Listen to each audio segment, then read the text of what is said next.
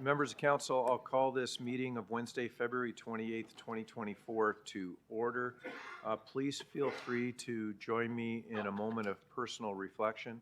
And for those of us who had a chance to work with Peter Rodriguez from Pickering as a regional councillor, please keep him and his family in thoughts in your heart.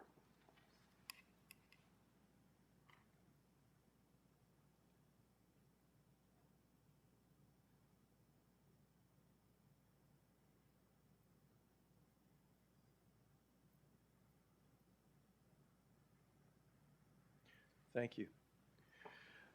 The region of Durham exists on lands that the Mississauga and Anishinaabeg inhabited for thousands of years prior to European colonization. These lands are the traditional and treaty territories of nations covered under the Williams Treaty, including the Mississaugas of Scugog Island First Nation, Alderville First Nation, Hiawatha First Nation, Curve Lake First Nation, and the Chippewa nations of Georgina Island, Beausoleil, and Arama. We honor, recognize, and respect the Indigenous peoples as right holders and stewards of the lands and waters on which we have the privilege to live. In our efforts towards reconciliation, we continue to build and strengthen relationships with First Nations, as well as the large Métis communities and a growing Inuit community here in Durham. We're committed to learning from Indigenous values and knowledge, building opportunities for collaboration, and recognizing that we are all connected. Members of council, before I ask for the roll call, it was sad to hear of the passing of former Pickering Regional Councillor Peter Rodriguez. Many of us had a chance to work with Peter and from 2010 to 2014, and he passed away on February 22nd. I know that Mayor Ash had recognized Peter and a tribute to him at their Monday council meeting, but he was very well known to council and city staff prior to being elected because he was very involved in his community. Also, I'd like to recognize that today is Pink Shirt Day. It began in 2007 when grade 9 students in Nova Scotia were bullied for wearing a pink shirt to school. Two grade 12 students from the same high school, David Shepard and Travis Price, organized a high school protest to wear pink in support of the student. Pink Shirt Day has since been recognized annually worldwide, encouraging ideas of diversity, inclusion, and acceptance, and to be welcoming and supportive with colleagues, clients, friends, and families, and to stand up against anti-bullying. Mr. Clerk, before we do roll call, I would like to recognize that Mayor Ash, Mayor Foster, and Councillor Wu are representing the region and their communities in Ottawa at a nuclear summit, and Mayor Collier is in Toronto representing the Police Services Board. Mr. Clerk, could you do a roll call, please? Thank you, Mr. Chair. Electronic roll call is starting now.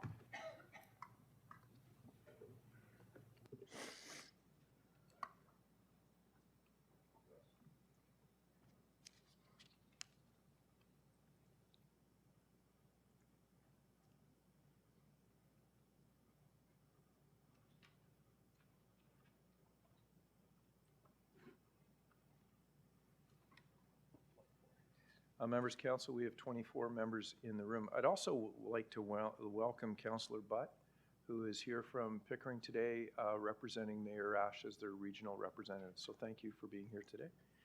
Members of council, we'll move on to declarations of pecuniary interest. Mr. Clerk, online. Okay, none in the room, so we'll move on. Members of council, we'll move all the okay, actually we're on adoption of minutes, so thank you. Moved by, Councillor, you're moving all four? Okay, so moved by Councillor Miriam Pietri, seconded by Councillor Lee, that the minutes of 4.1, 4.2, 4.3, 4.4 are now on the floor. Any questions? Seeing none, we'll call the vote. All those in favor? In opposition? Seeing none, that carries. There are no presentations. There are no delegations. Members of council, there are communications items. There are three. Just give me 1 second. Okay.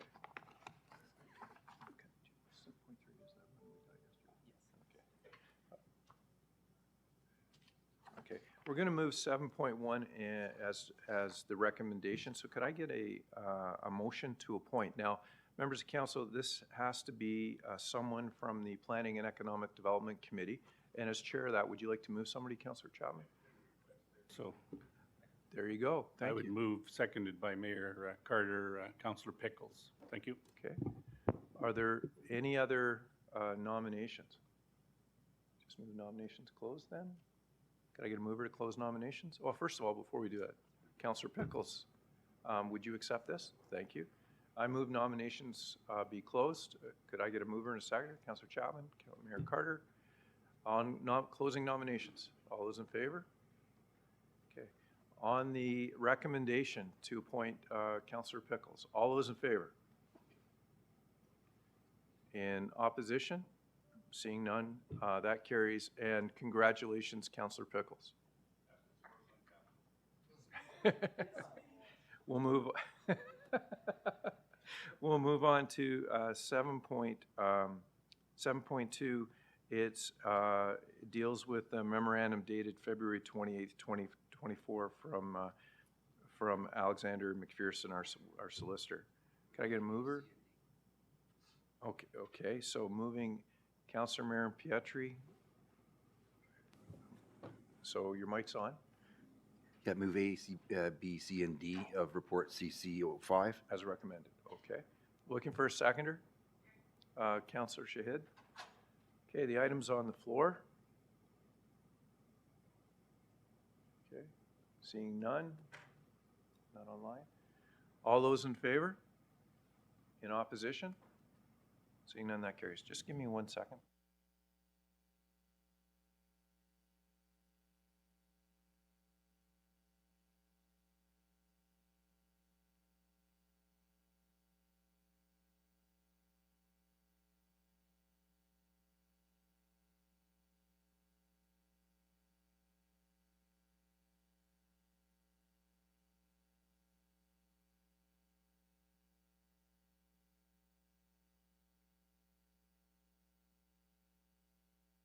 Sorry, members of council. There is one additional piece of correspondence that was sent out to all of you yesterday. Could I get a member of council to refer 7.3, Mr. Clerk, to item 3 of the F&A? Moved by Councillor Brenner, seconded by Councillor Anderson. On referring that to item 3 of the F&A, we'll call the vote. All those in favor? In opposition? Seeing none, that carries. Okay.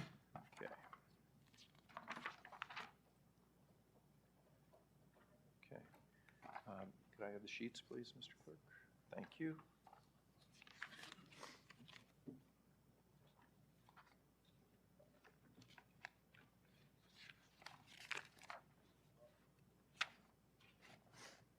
Okay, members of council, Councillor Leahy's not here. Is he online? Okay, thank you. Okay. Yes, I'm here. Okay, and I will, we'll need a seconder from Finance Administration. Councillor Lee, thank you. So moved by Councillor Leahy, seconded by Councillor Lee, that the recommendations contained in items 1 to 3, inclusive of report number 1 of the Finance and Committee, be adopted. Mr. Chair, with respect to item 3, it's moved in accordance with the contents of the memo. Yes, and item 3 is moved in with respect to the memo that was issued last night. Okay, so, all right, so we have all 3 items there. Are there any polls? Mr. Clerk, online? So we'll vote on all 3. Okay, on the items, we'll call the vote. All those in favor is recommended. In opposition? Seeing none, that carries.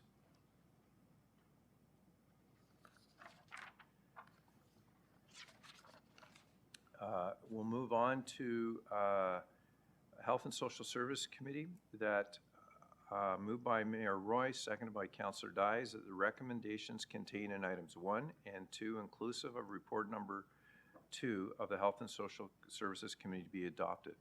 Polls. Online?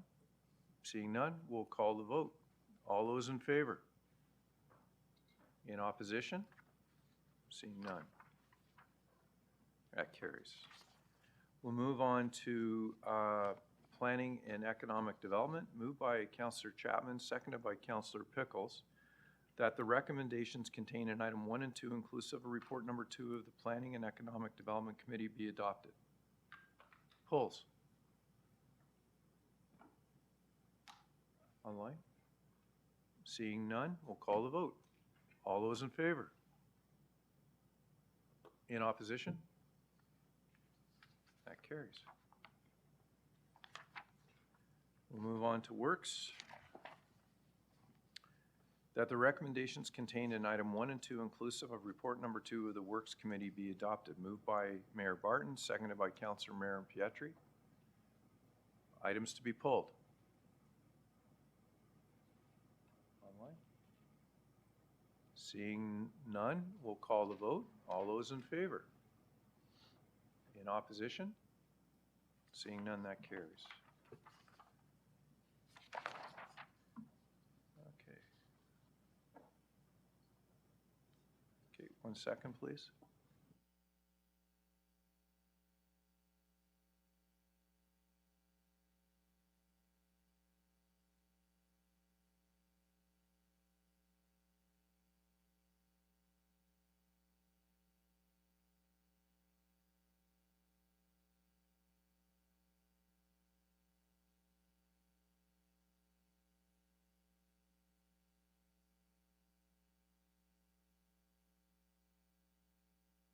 There are 3 items, 10.1, 10.2, and 10.3. So these are committee of the whole reports, so we'll deal with them individually. So can I get a mover to put 10 point, well, we can put all 3 on the floor, and then we'll ask for polls. So could I get a mover on the committee of the whole reports, 10.1, 10.2, and 10.3? Councillor Lee and Councillor Shahid. Okay, polls. 10.1. Okay, online. Okay. On the remainder, we'll call the vote. All those in favor? In opposition? Seeing none, that carries. On 10.1, Councillor Shahid. Thank you, Chair Henry. I'm just read some of my reports over the last few days, and then it was a resident who had come to me that there was a motion placed or discussion on fares to be free on holidays.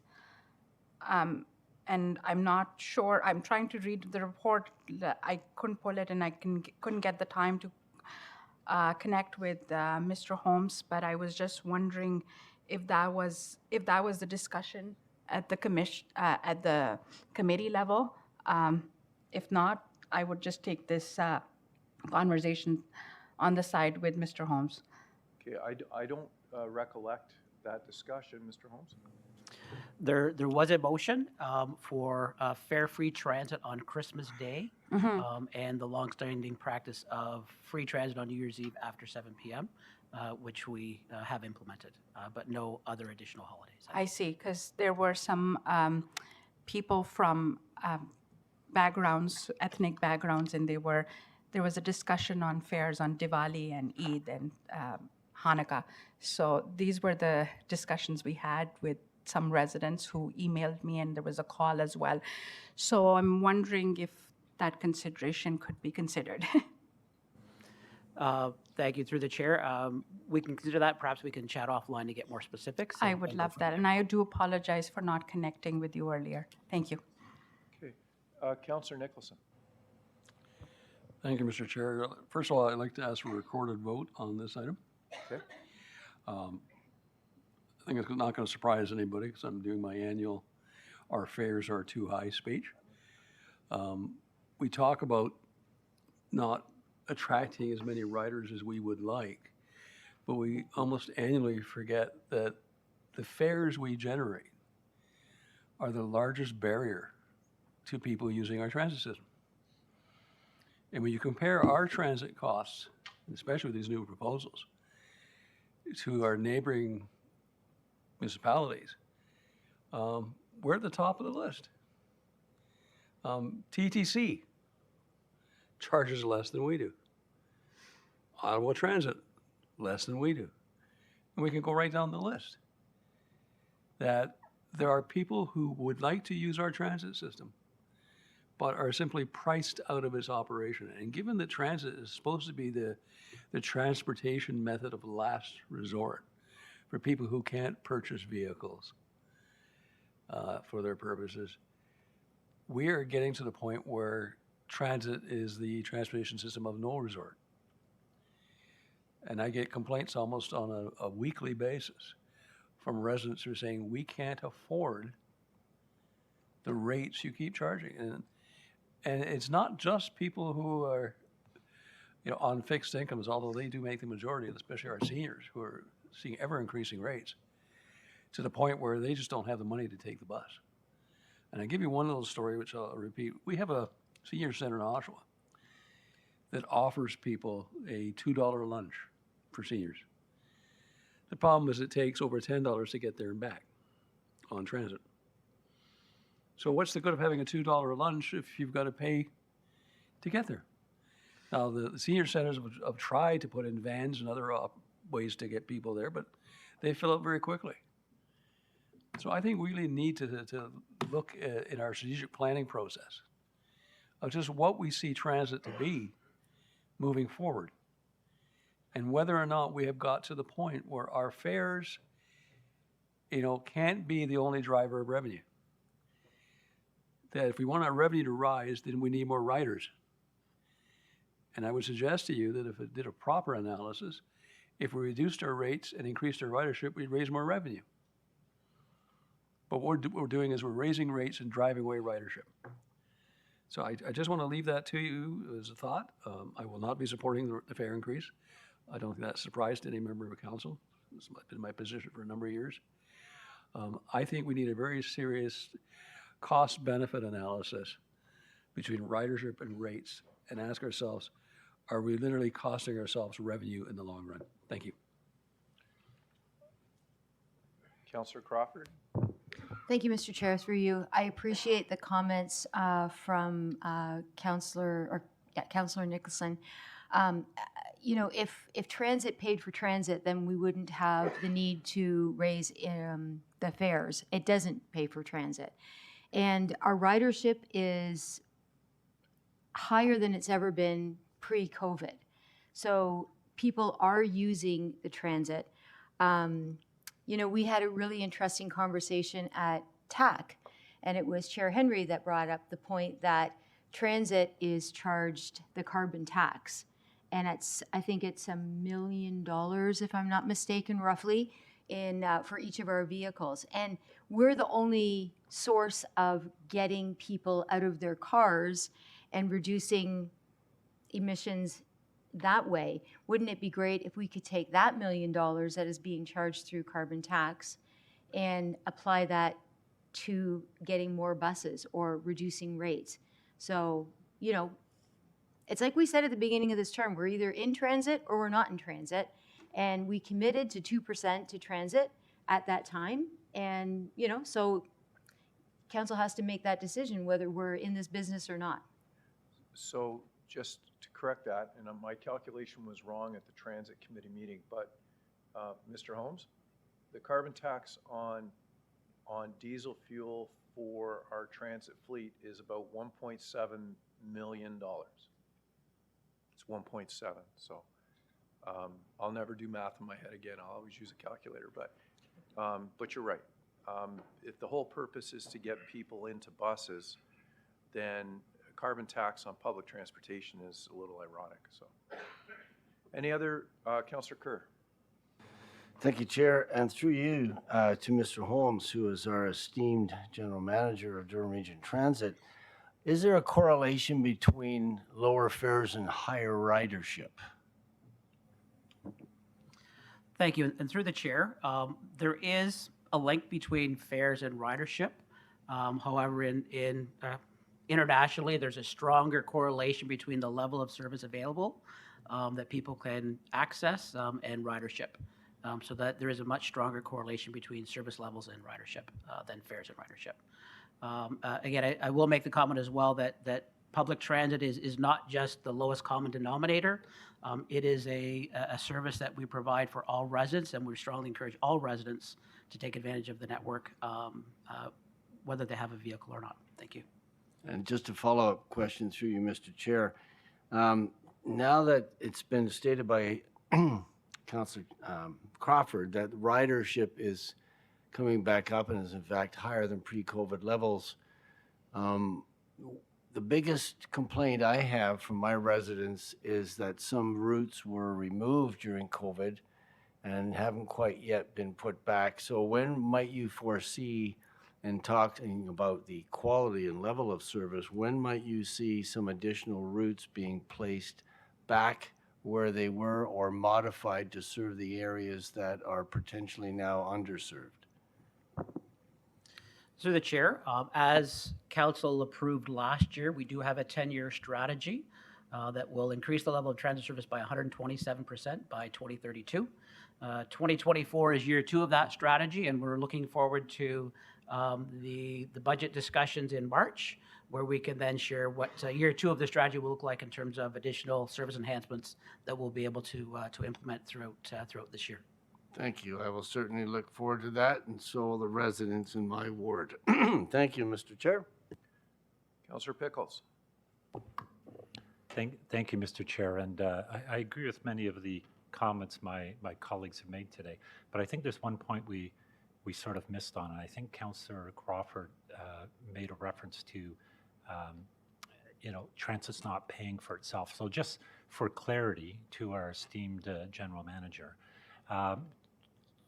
what percentage is transit actually subsidized from the property taxes?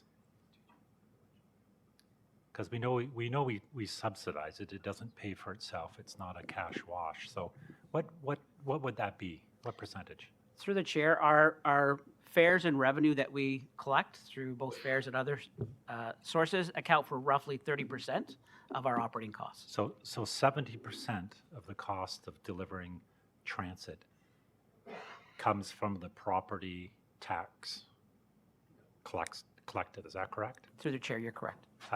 Notwithstanding, we may get some grants for buses or conversions or various other things, but 70% of the cost of transit comes from property taxes.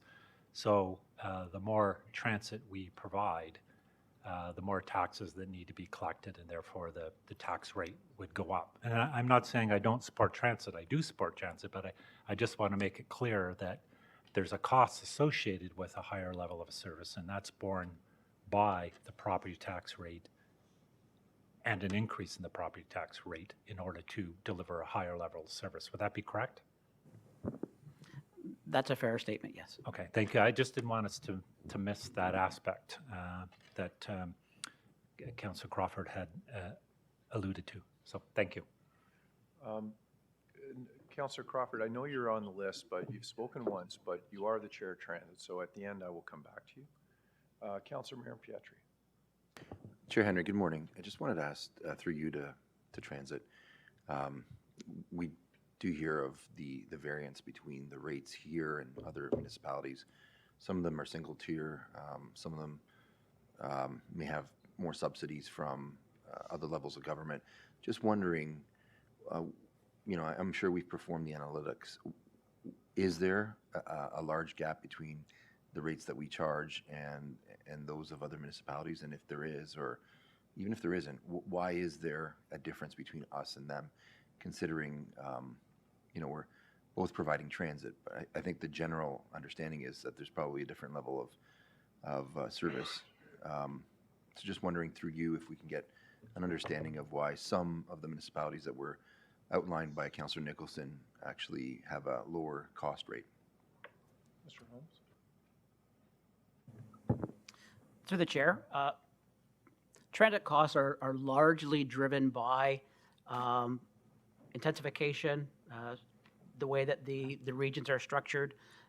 So, we generally don't compare ourselves directly with the TTC because we're a very different municipality in Ottawa. We do compare ourselves, though, with Mississauga, Brampton, Hamilton, York Region, and others of similar size and similar structure. And Table 1 of the report outlines our relative comparisons to those. And for example, single ride fares at DRT, if this proposal is approved, would be $3.60, relative to York Region, which is $3.88. Byway Brampton, again, slightly different in terms of their network. They're at $3.40. When we look at the monthly pass costs, actually DRT's monthly pass costs are very comparable, on the lower end. Hamilton is a bit of an outlier because it is recognized their fares are the lowest. However, when we look at Durham Region, for example, our monthly pass would be $129.60 versus York Region at a comparable of $155, My Way Brampton at $141. Our cash fares, yes, they are the highest within our comparators. However, cash is only 6% of our fares at this point in time. And through the various, the Presto system, people can ride at a lower cost than using cash. And there's many options available now through the Presto system in being able to pay their fare, which is much more convenient for customers. Councilmember Pietri. Chair, I appreciate the response, and I just wanted to ask a further question to that because I think it's important that we recognize that, some of the differences that we're incurring may be associated also with levels of funding and ridership. Ridership, as we understand it, has gone up since obviously the pandemic to pre-pandemic levels and beyond.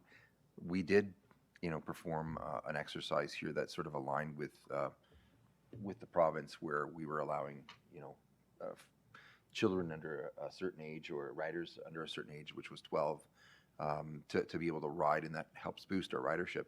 Just wanted to ask through you to our transit staff, whether or not we're looking at other methods to be able to boost ridership further, because my understanding is that we do have upper level government funding predicated on ridership, and that formula could help to offset the rider rate costs that we're currently incurring.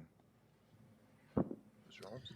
Through the chair, as previously indicated, one of the strongest drivers of increasing ridership is service levels. When it's convenient to access and use, then ridership will generally increase. We are, however, working diligently. We did implement this past year our ambassador program, where we have dedicated staff now out in the community at various events and activities and locations where they're promoting public transit and engaging directly with residents and customers. And as well, we're looking at other options such as employer pass programs and what that might look like and how that might be able to generate additional ridership and revenue as well. Okay. Mr. Chair, I think our DRT staff and all of the men and women that are providing the service, because I think it's something that obviously is growing with the need in our community. There are some challenges with respect to routes, as well as the positioning of bus stops in areas that are growing, that we're working with staff to be able to not only wrap our heads around, but remedy. And I think that the conversation continues. It is unfortunate that we haven't gotten to a model nationwide that affords us the ability to be able to take transit at no cost, but that's a reality that oftentimes is an evolving sort of factor when it comes to finances. And I think that in time, with the work that we're doing in other municipalities as well, we'll get to the point where we're able to offer more than just those under 12 the ability to ride our system for free. Thank you. Councilor Brenner. Much, Mr. Chairman. Through you to our Transit General Manager, Mr. Holmes, can you shed some light on some of the discussions that may have been taking place among other transit providers and ourselves to try and get the upper tier levels of government to become more involved than where they are, which is almost zero in terms of providing subsidies and support through either provincial or federal, as it was many, many years ago. And that's for the operating side of it, not the capital side of it. Mr. Holmes. Through the chair, I may ask our Commissioner of Finance to supplement my response here in regards to existing provincial funding. in addition to the work that the region is doing in terms of advocacy to both the provincial and federal levels for capital and operating funding, we're also closely aligned with the Ontario Public Transit Association and the Canadian Urban Transit Association in collaborating to advocate for additional funding. There were funding changes in the past, which has directly resulted in municipalities being responsible for both capital and operating costs. There are various provincial and federal funding programs which do support funding of capital projects. And we do like to say it's, sometimes it's easier to get the capital, but it's more challenging to get the operating dollars to actually deliver the service as we're building up the transit network. So we continue to advocate both federally and provincially for both capital funding programs as we are embarking on sort of a generational change in moving from diesel to electrification and zero-emission vehicles, as well as the operating costs that will be required and will continue to increase as we're seeing here and across the country as people are turning to public transit to meet their travel requirements. I guess my comments, Mr. Chairman, are that clearly we're left in a catch-22 that we will need to support what's before us today to continue to provide the level of services that are required. But I would also like to think that at some point we can continue as a region through yourself, Mr. Chair, and through the resources that we have on staff to continue to put aggressive pressures on the upper tier governments, and particularly the province of Ontario, to restore a level of funding, not just for capital costs, not just for offsetting the costs of gas tax, but to actually begin to offset the operating costs, which is also one of the bigger costs is that are triggering the kinds of increases that we need to bring forward today. Mr. Chairman, I don't know if you want to comment on how you may envision putting some of the pressure on. I know it's an uphill battle. I know they don't return your calls half the time, but I think it is important that we keep that pressure up and aggressively. Okay, well, we'll continue to advocate on behalf of the direction of council, so I'll leave it at that, but thank you. Do you need any direction from council at all, or you're good to go? No, as we get towards the end of the meeting and announcements, I'll explain where we've got to with the last round of calls. So I'll Excellent. Okay. Thank you, Mr. Chairman. Those are my comments. I know, Councillor Anderson, you've got my attention, but you need to push your button and get on the list. Did I speak and there's an announcement? Look at that. It's not working. I'll come back to you at the end, okay? Councillor McDougall?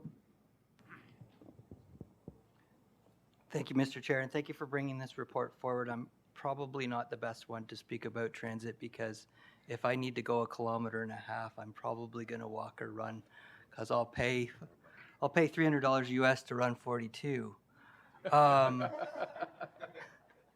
But I wasn't here on council when we declared a climate emergency, but we've heard repeatedly that transportation is one area where we can make a dramatic change relatively quickly, as opposed to, say, in buildings. I've heard others say that, we continue to build roads at a quick pace.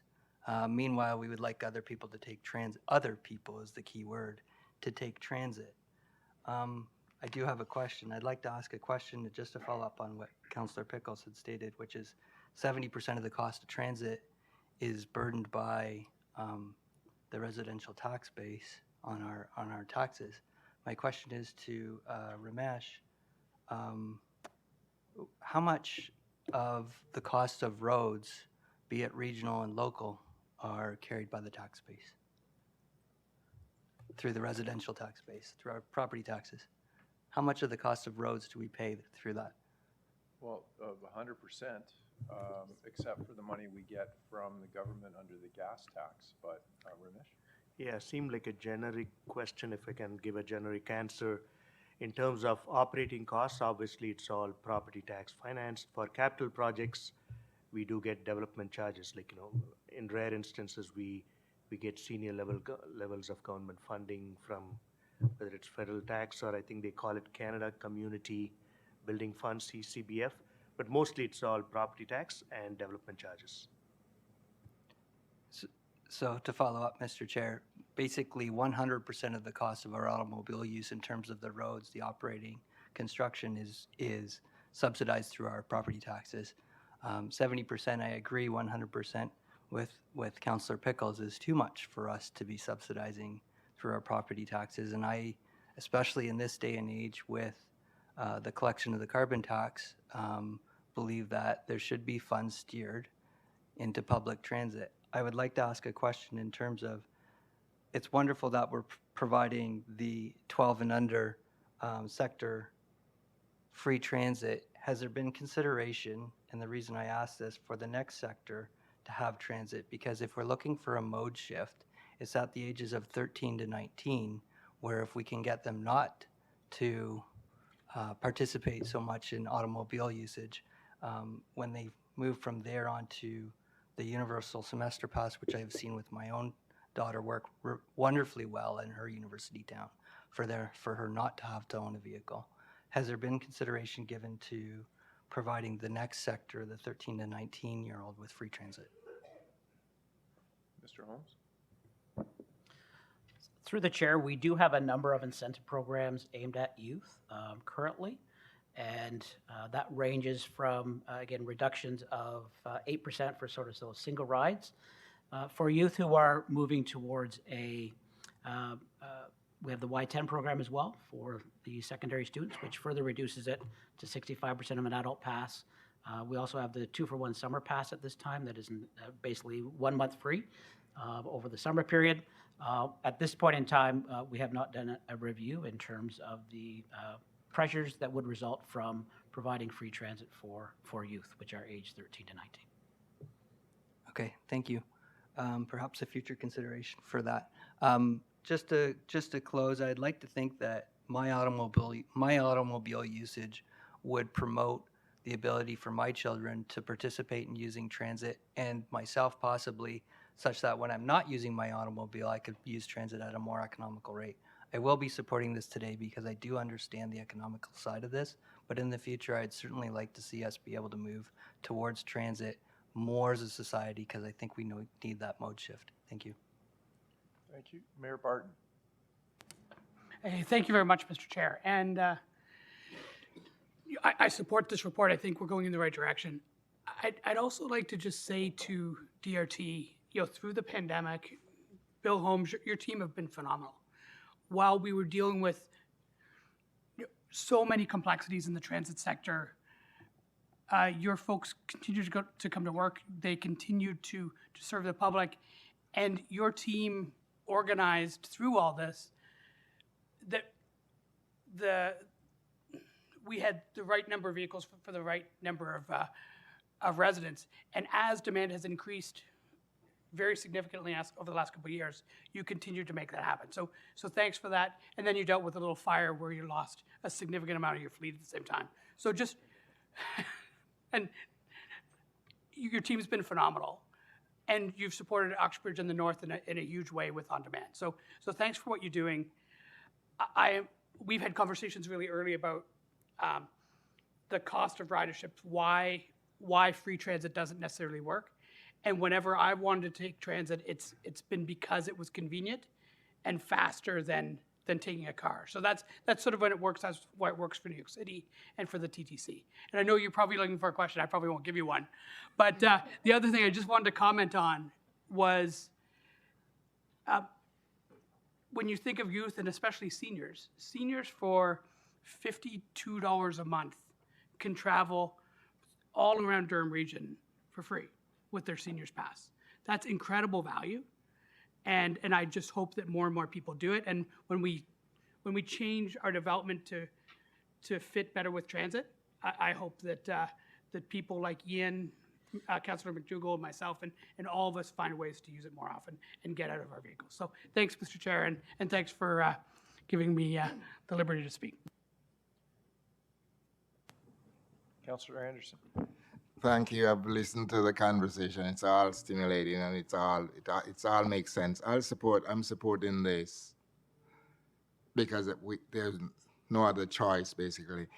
transit is not geared to generate profits or to make profit. It's there to support people. It's an essential service, as many others we provide as a government, as a region. And there's a spin-off to that. If people can get to work, they come off the welfare roll, they come off social assistance, whatever. So it's very vital. And to Councilor McDougall's point, in some jurisdiction, I don't know if many of us are aware, transit is actually a free service that's offered in many jurisdictions throughout the world, in some states in the United States as well. So it's not really a question, I'm just making an observation on that. So I am supporting this because there's really no other choice. We don't want any further cuts in transit at this point. So thank you. So, Councillor Nicholson, normally we don't speak twice at council, but your name is on the list, and I'm sure it's for clarification on an issue, so I will go to you next. You're correct, Mr. Chair. I just wanted a clarification from staff, and they don't have to provide it today if they don't have the information. Could they provide us with a listing and an amount of the taxes that transit pay to upper tier levels of government through sales tax, HST, gas tax, et cetera, so we know how much the upper levels are taxing transit and forcing us to tax our taxpayers to pay them? Mr. Holmes? Through the chair, we'd be pleased to report on that at a later date in consultation with our finance colleagues. All right, thank you very much. In fairness to our finance team, I'm going to ask that come back after the budget. Okay, thank you. I think it's fair to say that you can raise the issue during the budget, but it's a substantial amount of work to pull out that information. Councillor Butt. Thank you, Mr. Chair. Through you, question to Mr. Holmes. I think earlier you stated that the fares are increasing, and I'm actually supporting this report here. My question is, even though the fares are increasing, the passes, monthly passes, if somebody wishes to buy that, I think there is a substantial saving. So am I right to say, even though the monthly passes will be a saving for unlimited rides? So just for clarification, could you state that, please? Through the chair, our monthly passes are based on 36 trips per month at the single ride rate. So anytime a customer travels more than 36 trips in a month, those rides then are free. Okay, thank you. Councillor Crawford, as the chair of transit, clarification or? I just wanted to say that the announcement in this last month with the province offering the one fare is a substantial savings and long overdue in our opinion, because now a Durham rider who uses transit on a regular basis can get into Scarborough, transfer onto the TTC with no additional charges. And I've heard can be a savings up to $1,600 a month. So, A year. Oh, a year. Sorry, my bad. Yes, a year. So that is, yeah, that's a big savings. But that also extends into York, if I'm not mistaken, into York and any other transit systems that they'd be going on to. So that is, like, again, long overdue, but significant savings for, not as significant per month, perhaps, but per year for anyone who uses transit on a regular basis. That went into effect on Monday. So it's not a question, I guess maybe. I'm going to take it as a question to Mr. Okay. Holmes. Mr. Holmes, can you explain to council how that works with transit and the GO train, please? Thank you. And through the chair, the One Fare program, which came into effect on Monday, is funded by the Ministry of Transportation. And it does involve the transit agencies, including Durham, Toronto, Mississauga, Brampton, and York. And that program is very similar to the agreement that DRT currently maintains with GO, where currently with the One Fare program with GO, you only pay the GO fare when you do transfer between either the GO bus or GO train and DRT. And this One Fare program is very similar. There are further enhancements for other users, such as the TTC, in that they're now able to transfer between the TTC and GO without paying that additional fare. But they're very similar programs in that customers are not required to pay a double fare when they're taking a transit trip that involves multiple transit agencies. All right, that exhausts the speakers or questions, Mr. Clerk, so we'll move on. There was a recorded vote called by Councillor Nicholson, so I'll call that vote now. Thank you, Mr. Chair. Recorded vote on the motion starting now.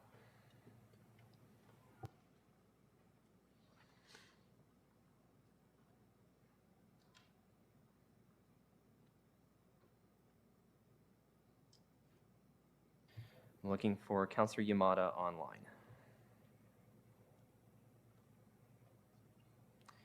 Second call for Councillor Yamada.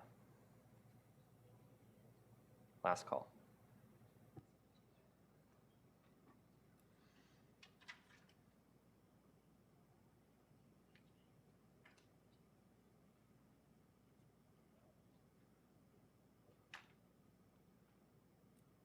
That carries. Members of council, we'll move on to section 11, notices of motion. If you could turn to page 73 of your agenda. Motion regarding the permanent removal of tolls. Councillor Mulcahy and Mayor Roy, I'm just looking for nods that you're ready to move ahead. I'm going to ask Councillor Mulcahy if you would read this motion into the record, please. Thank you, Chair Henry. Let me just pull this up.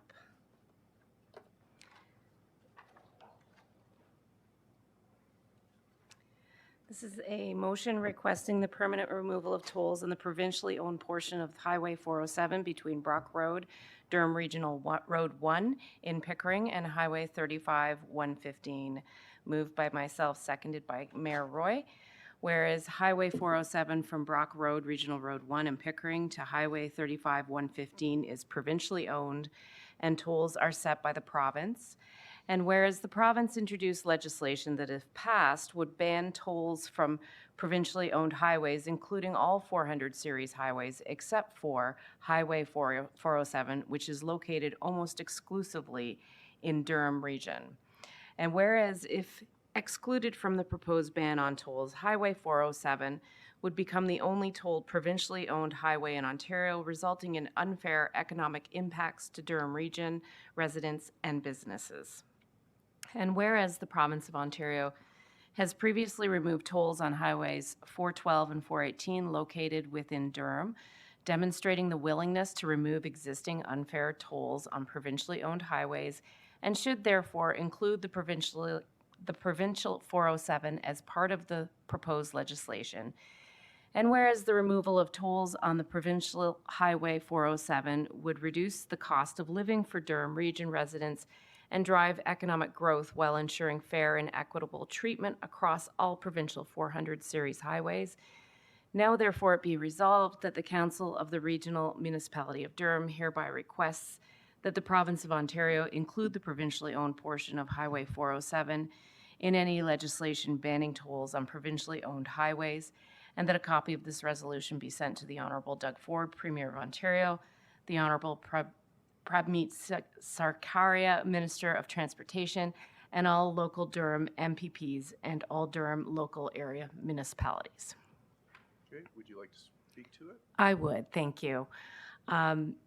Recognizing this is a very different motion than that was presented a few weeks ago, this is asking instead of temporary but permanent, and on the basis of equity. When the City of Toronto uploaded the DVP and the Gardner, that was one thing that was quite substantial. But now this level of inequality across the province is unjust. It's unfair to Durham residents. It's unfair to our municipalities. It's unfair to our economic growth. There's just no reason for us to have to pay for this highway. And, you know, on the back of discussion about transit, this is a completely separate issue when I take it into perspective that this is about not just moving people, but it's goods and services and attracting industry. So it is unfair. And I'm really hoping that not only will we unanimously support this today, but also take it back to our municipalities to endorse it as well, because we need to speak up. And this can't just come on the, eve of an election in 2026. This should be now. It's overdue. That announcement happened the day that the Premier was using the 407 in Durham Region. So, I mean, there's no irony to that. It's just, well, there is irony to that. It's just, it's so crazy that we're still paying for this highway when we get on it every day. So I look for your support. Okay, Thank you. Mayor Roy is the seconder. Did you wish to speak to that? You'll have to push the request. Thank you. Again, please. There we go. Now we're on. So I heard, and unfortunately, Mayor Ash isn't here, and I was going to commend him for his comment Monday night in terms of that this motion, which I understand that from Pickering supported, but he also believes in unicorns and the Easter Bunny as well too. That the possibility of this moving forward is, and it's unfortunate, but we'll send a recording to Mayor Ash. I am very supportive of this, and it's very interesting that with the announcement of this being made just over a week ago in Brooklyn, right at the 407 in Baldwin, in an area that we are actually talking, and I'm going to commend our staff.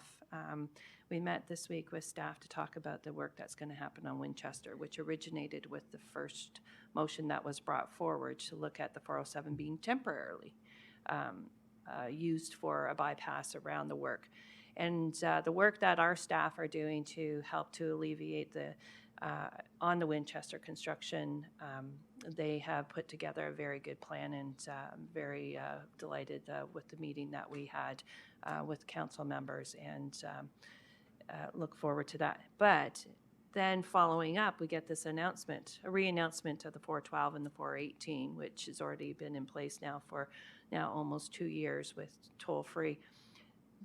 But our struggles within our community, and it's all of our community, this isn't Whitby, this is a community throughout now. This is the community of Durham, where we're looking at our employment lands along the 407, the 412, and the 418, and expansion, the access to this. This is about moving people through our community as we're expanding to the east part of the region of Durham, and the congestion and what is taking place on all of our roads east to west. This will be a great advantage for all of us, be a great advantage for the fastest growing community within Canada, and we need the supports. This is about getting people moving. Yes, we're looking at other means and supports where we're looking at busing and we're looking at transit and everything, but ultimately today, there's a solution today to help congestion, and that's called the 407. Okay, thank you. Councillor Nicholson. Thank you, Mr. Chair. First of all, I applaud the mover and seconder for bringing this forward. It's the absolute right way to go. I wanted to just stress a couple points that councillors may not be aware of. Many people in the community think that 407 in Durham is merely an extension of the 407 ETR. It's not. They're two separate entities. The 407 ETR is privately owned. From Pickering to Highway 115/35 is classified under the Ministry of Transportation as Highway 407 and is designated as a 400 series highway in the province of Ontario. Every other 400 series highway in the province of Ontario, including the new acquisitions of the Gardner and Don Valley, are legislated in the Get Her Done Act as never to have tolls ever. The only 400 series highway, provincially owned, meaning taxpayer owned, that is going to be tolled is Highway 407 from Pickering to 35-115. Only one in the province of Ontario. And in fact, they're bringing in legislation to say that even the new highway that's being projected, Highway 413, in the west of the GTA, will also be exempt for tolling by legislation. So the question we need to ask is, what's so special about Durham's residents that we need to pay what we've already paid for? We've already paid through our provincial taxes, the construction of the highway. Now they want us to pay again. Well, everybody else in the province that's on a 400 highway doesn't have to. So we're not talking about some inadvertence, some oversight, or some historical anomaly. This is a planned taxation of the people of Durham to the detriment of our communities by a provincial government who won't do it in other areas. And I think we've got to be stressful about that.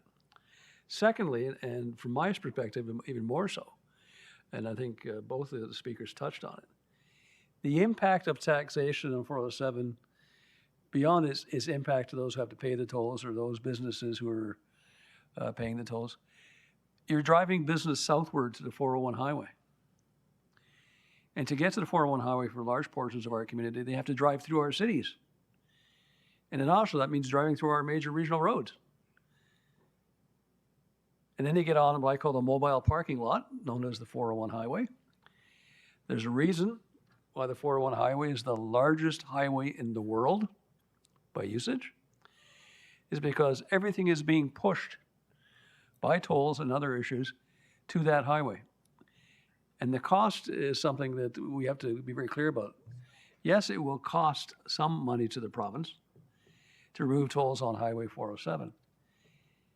But they're spending hundreds of millions right now to widen 401, to take even more traffic.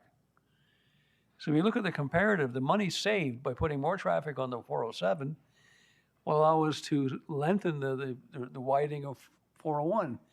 If we can take some traffic off 401, perhaps people can get east and west easier than they can now. And anybody, that's driven along the 401 around 6 to 8 in the morning, or even 5:30 to 8 in the morning, or between 3:30 and 7 in the evening, knows it's basically a mobile parking lot. And we're talking, and I want to stress this point greatly, we're talking about climate impacts. We're talking about trying to limit noxious gases into our environment. The biggest generator, I would suggest, in the Durham region of noxious greenhouse gases isn't what's always blamed. It's that mobile parking lot on the 401 where those cars are going at 10 or 15 kilometers an hour for hours, spewing out gases into our environment. So for a community and a province that says they're eco-friendly and they're transportation-friendly and they want people to grow and build, this particular tax, known as a toll, is counterproductive to every one of those steps. And it's time they recognize the reality. Thank you. Thank you. Councillor Shahid. Thank you. Through you, Chair Henry, I'd just like to thank Councillor Mulcahy and Mayor Roy for bringing this. We all know this is an important issue. I wholeheartedly support it. This is the need of our community and the work that needs to be commencing soon. But the one thing that we need to understand is we have hundreds of immigrants moving into GTHA corridor. We are using 401 every day, and if we open 407 and make it more affordable or no fare, we will have this more family time for people to spend in the evenings and less time rushing in the morning. I think this is an equality issue. I think it's about fair share for Durham Region residents. And that's exactly what I feel. And this is about giving our Durham Region residents the ability to commute in a more timely manner. And the fact that if there is no expansion that is immediate to the 401 East corridor, then make 407 free. And I think that's the most easy answer to a lot of other concerns. The other thing, if this would be if this could be sent to the Associate Minister of Transportation, I don't know who that is, if that could be sent to them as well. Thank you. So on that note, to the mover and seconder, would you accept that as a friendly? And may I also ask that you accept the City of Kawartha Lakes, Peterborough County, Northumberland County, and their MPs, MPPs as well? Cobourg, Belleville. Well, I'll let Councillor Chapman follow up with the rest, so. Awesome. Thank you. Okay, Mayor Barton? Hey, thank you very much, Mr. Chair. And I'm going to propose a friendly that may not be taken that way. So I'm looking across at Liz here. So we all know how complicated it is to fund huge capital projects like this, even when you're the province. And I like to ask for things that I think I have a chance of getting. So my proposal would be that we ask that the province remove tolls after they've had a chance to pay down some of the debt on this highway. So I would propose by January 1st, 2035, that they remove the tolls on the 407. That again is something that I think we might have an opportunity to get. And I think, so fair enough, I think we might actually, I just hearing the peanut gallery to my left, but I think it's something that's probably achievable that would be that we'd have a better chance of getting from the province, especially when we're under this sort of. Mayor Barton, I'm not going to accept it as a friendly. I will accept it as an amendment. Okay, So you'll need a seconder. let's see. Anyone want to second that? Okay, so it's seconded by Councillor Butt. So members of council, Thanks. so short version, you're asking, you gave a specific date. Yeah. Okay, so say that date again. Okay, so the proposal would be to have tolls removed on the provincially owned section of the 407 by January 1st, 2035. Okay, okay. Now, Mayor Barton, you have to put it in writing and give it to the clerk, sorry. Okay. It's an amendment of significance.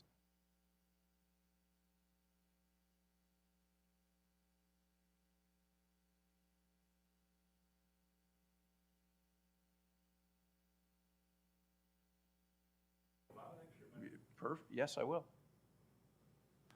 So first off, I'm going to speak against the amendment, although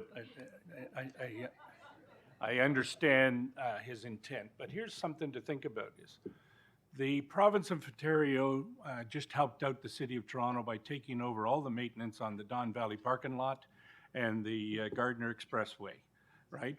And this is when the announcement and people started saying, oh, they're going to start charging tolls for them because now the province is going to have to maintain them. And the premier came out and said, no, we're not going to charge tolls on any more roads that we build and all that stuff. And the question was asked, what about the piece in Durham Region, right? And the answer was, no, it's already there.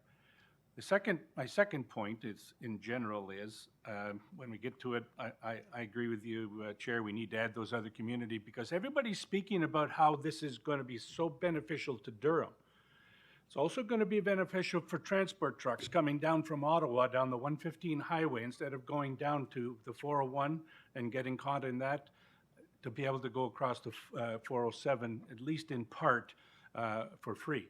The people that drive out of Peterborough that have to go into Toronto every day or come down, they can get a little further into Toronto, into some of those areas. So we have to think about that. And we shouldn't be stating in our thing that this is good for the region of Durham. It's good for the province of Ontario, at least the eastern part of Ontario, those on the eastern side of Toronto, the GHTA, right?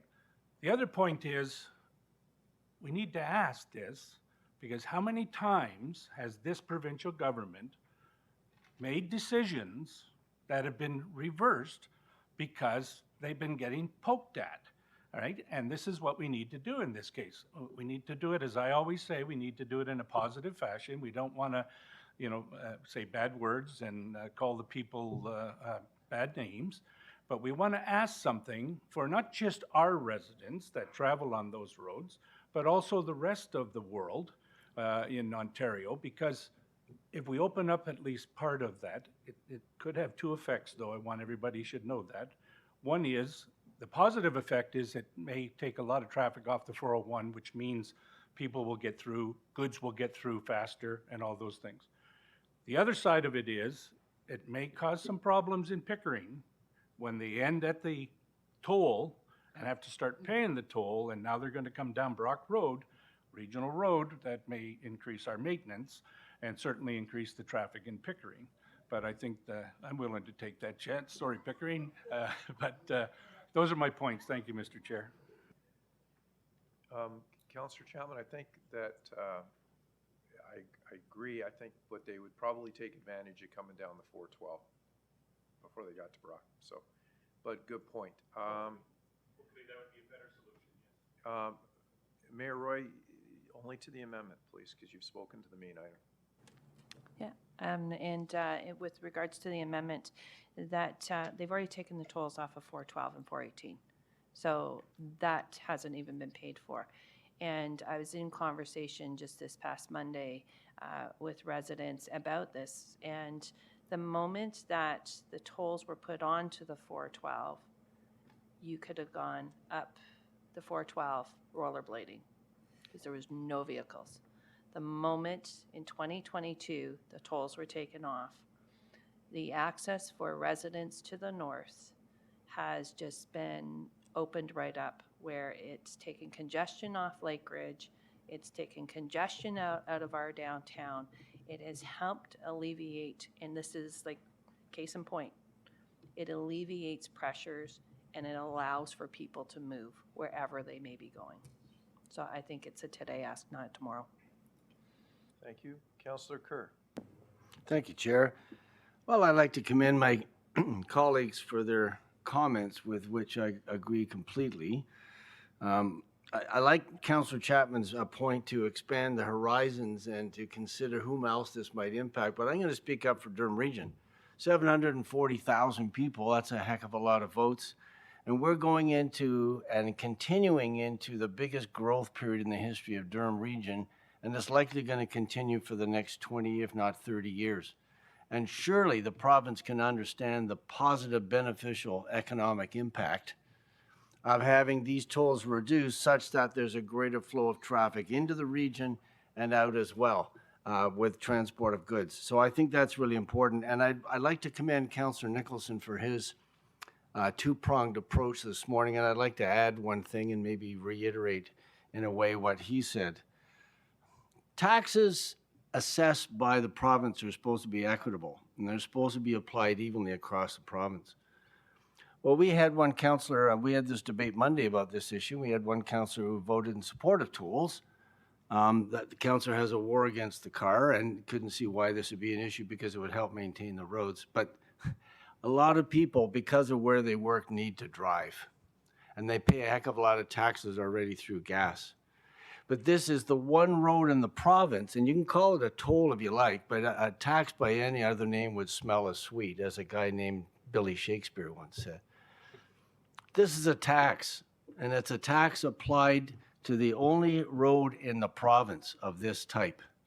It is unfair, it is inequitable, and it's wrong.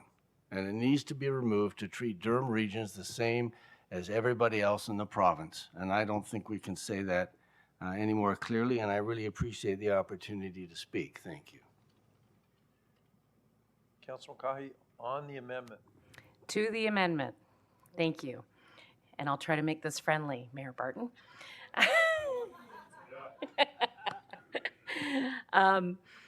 I would say we should be asking for more than we need, not less than we need. So we should be asking for a refund. As for delaying it, I think I just heard you ask that Durham residents predominantly pay for the highway before it gets handed over. So that's kind of where I have a problem. We can't afford to wait longer. We can't afford to sit on this one. So they really do need to hear us, and I'm really appreciative of the effort and the different way of looking at it. But I think that we need to push. Thank you. Okay, thank you, Councillor Shahid. Thank you, Chair. I'd like to just make it very simple. I believe that Mayor Barton is bringing a win-win situation here. For that, I thank him for his sentiments. I'd like to not wait 11 years, and I'd be in my 50s, so no. I'd like to go big, go big or go home. Thank you. Okay. Councillor Nicholson on the amendment. Thank you. When I heard the amendment, I thought how do I explain this to the taxpayers of Durham? And I thought, well, I could go door to door. I could write a flyer. I could say, it says, we think you shouldn't be taxed or tolled on this road, but we've decided that we're going to let you be taxed for the next 11 years, and then we might consider taking it out. And I thought to myself, what would happen when I made that statement at the doorstep? And my first reaction would be I'd have to duck and cover real fast because the reaction from the taxpayers would not be clear. So I was going to offer, almost going to suggest a friendly amendment to my good friend Mayor Barton that only the residents of Uxbridge should be required to pay the toll, and the rest of us are not. And I think if that were suggested, I think we reject that because we would not want to be fair to the taxpayers in Uxbridge. But that's exactly what the province is doing. They're saying that everybody else gets, for want of a pardon the pun, a free ride. But for us to ride on a taxpayer-funded highway, we have to pay. And the amendment suggests that we should pay for another 11 years before we ever get a chance to have what everybody else gets today. With all respect, the amendment is untenable. It's unexplainable. It's based on a number of false assumptions, such as the taxpayers of Durham are the one who are paying for the road. Well, the taxpayers of Durham are paying for the Gardner Expressway. The taxpayers of Durham are paying for the Don Valley now. The taxpayers of Durham are paying for the QEW and for every other 400 series and non-400 series highway in the province of Ontario through our provincial taxes. And so the argument I would put is, we've already paid our fair share just like everybody else. Why are you hitting us a second time? And I think that's the point we have to keep in mind when we vote on this. Thank you. Thank you. Councillor Pickles. Thank you, Mr. Chair, and I agree with Mayor Barton on many things, but not this one. And I think the pressure is best applied in the election cycle. We're going to see a provincial election in a couple of years. It would be a very good provincial election issue. I think it's one that the present government and anyone else hoping to hold office would do well to put forward to the benefit of the Durham Region residents. So I'd like to see it dealt with in this election cycle. And besides, by 2035, I'll be over 50. Councillor Mayor Pietri, you were on the list and it dropped. I was just going to call. We have one more speaker and then we'll deal with the amendment. Councillor Shahid on the amendment. Once this amendment votes down, can I have a recorded vote on this, if that's okay with the? On the original. On the motion, yes, please, On the thank you. original motion, absolutely. Yeah, thank you. Okay, so that exhausts the speakers list online. Nobody wants to record a vote on this, or do they, on the amendment? No. On the amendment, I'll call the vote. All those in favor? In opposition? Okay, so the amendment fails. We're back onto the main motion. Councillor McDougall. Thank you. On the main motion, I'm just going to ask the mover and the seconder if they would consider in the now, therefore, be it resolved, if they would consider adding wording such that it would say further to include banning the future sale of provincially owned highways. Because personally, I think that to fix our motion, I would just consider selling it alongside the other portion.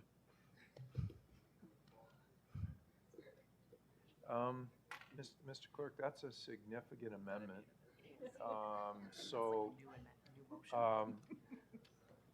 Councillor McDougall, it is significant. It's not just friendly. So if you want to move it in the form of an amendment. No, that's okay. If that's fine. Okay. We'll leave it. If it gets sold, it gets sold. Thanks. Okay. On the main motion, Mayor Carter. So good morning, Mr. Chair. So couple things.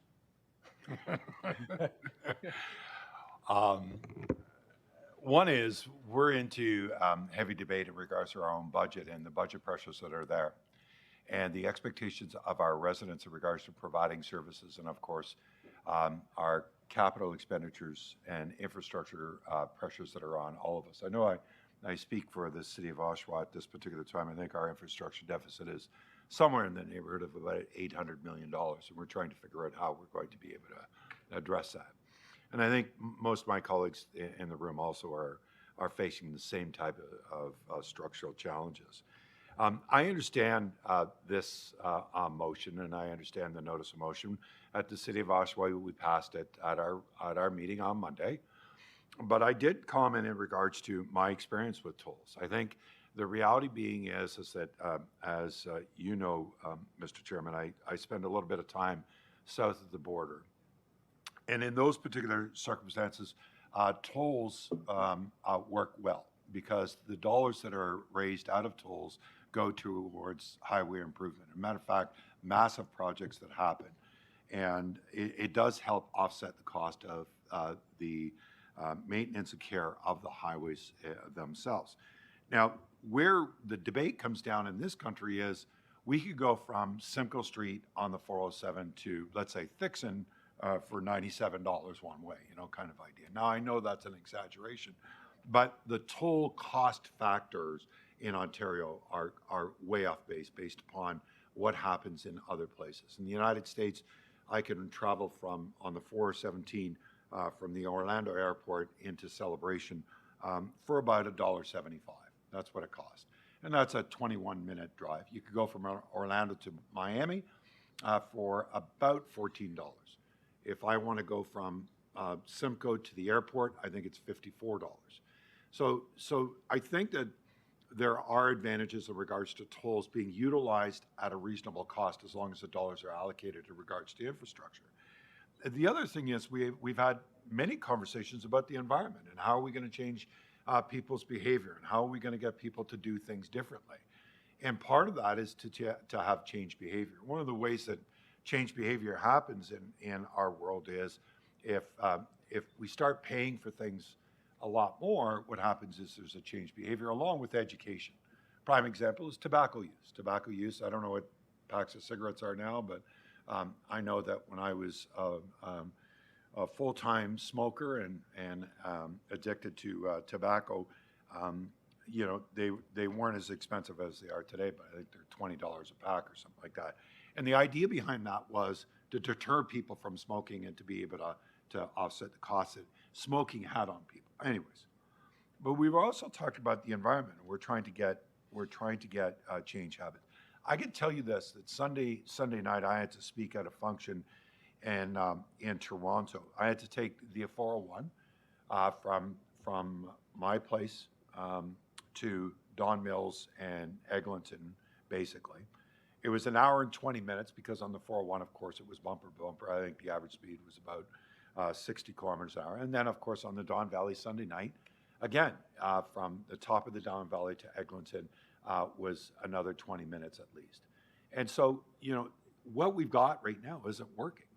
And the reality being is that I understand that this is going to pass, and I understand that everybody believes that this is a great thing. But the reality being is we better have a conversation about how are we going to, A, meet our obligations in regards to the environment, B, is how are we going to continue to look at our infrastructure and continue to look at its care, B, is what is reasonable in regards to those that utilize this type of road network.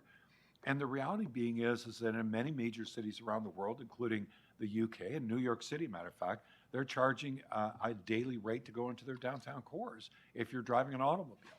So as uncomfortable as this conversation is, I think that if it was reasonable toll rates, I think Ontarians wouldn't have a problem with it. I think that they would accept it as long as they understood that that went to the improvement of the transportation network. So yeah, I'll support it because I supported it at Oshawa, but I wanted to make sure that we spoke about infrastructure challenges that we have.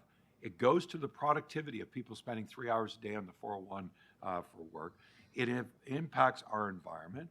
And I truly believe that reasonable rates of toll roads actually Ontarians would embrace as long as tax dollars were being utilized properly. That's my comments, Mr. Chair. So thank you. To the mover and seconder, may I add a couple friendly items? Would you consider adding the Ontario Trucking Association to the list and all associations related to the farming community in Durham Region and Ontario as they ship all kinds of products down local roads? And members of council, the residents of Durham Region pay for every other road in the province of Ontario. And Mayor Carter, you're absolutely right, but you can travel across New York State from Buffalo to Pennsylvania in Canadian dollars for less than $20. That doesn't work here. So on this motion, there was a recorded vote called by Councillor Shahid, and I see nobody online. So Mr. Clerk, will you call that vote now, please? Thank you, Mr. Chair. Recorded vote on the notice of motion starting now.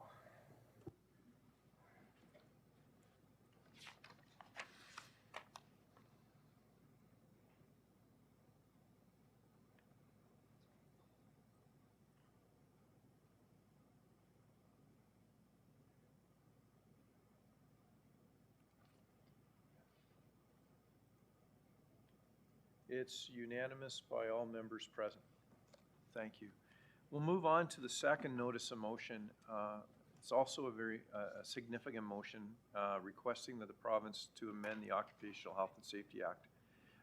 This is moved by Councillor McCaughey and Councillor Crawford, who are both representatives on the AMO board.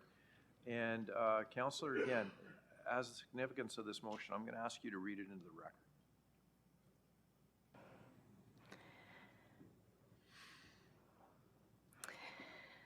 This is the motion requesting the province of Ontario to amend the Occupational Health and Safety Act to clarify the definition of employer to exclude owners that have contracted with a constructor for a project. Moved by myself, seconded by Councillor Crawford. Whereas in 2015, the city of Greater Sudbury, or Sudbury, entered into a contract with a contractor to complete a project in its downtown core. And whereas the contract provided the contractor would be the constructor for the project, as that term is defined in the Occupational Health and Safety Act, the Act, and whereas an employee of the constructor operating a grader on the project struck and killed a pedestrian.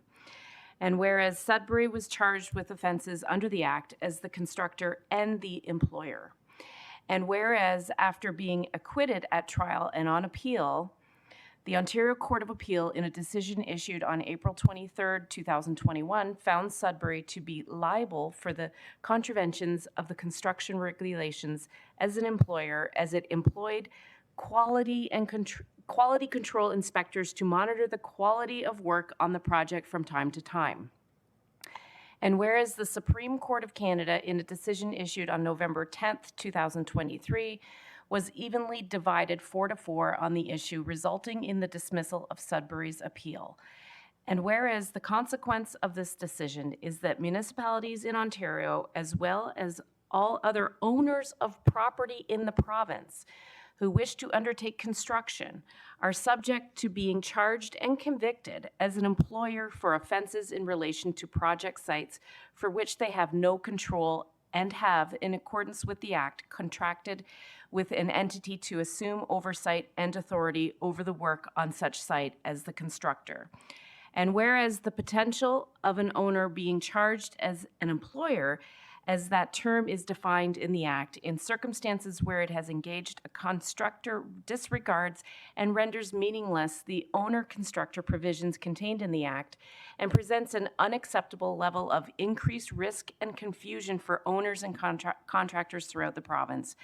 And whereas the regional municipality of Durham believes that the safety of workers is paramount, however, the safety of workers on construction projects in Ontario is not increased by placing liability on parties that do not have control of and are not responsible for the conduct of the work on such sites. Now, therefore, be resolved that the Council of the Regional Municipality of Durham requests that the province amend the Occupational Health and Safety Act to clarify the definition of employer, to exclude owners that have contracted with a constructor for a project, and that this resolution be provided to the Honourable Doug Ford, Premier of Ontario, the Honourable David Piscini, Minister of Labour, Immigration, Training and Skills Development, the Honourable Paul Calandra, Minister of Municipal Affairs and Housing, the Association of Municipalities of Ontario, the Federation of Northern Ontario Municipalities, Mayors and Regional Chairs of Ontario, the Council of Ontario Construction Associations, the Ontario Chamber of Commerce, and the all Greater Toronto Area municipalities.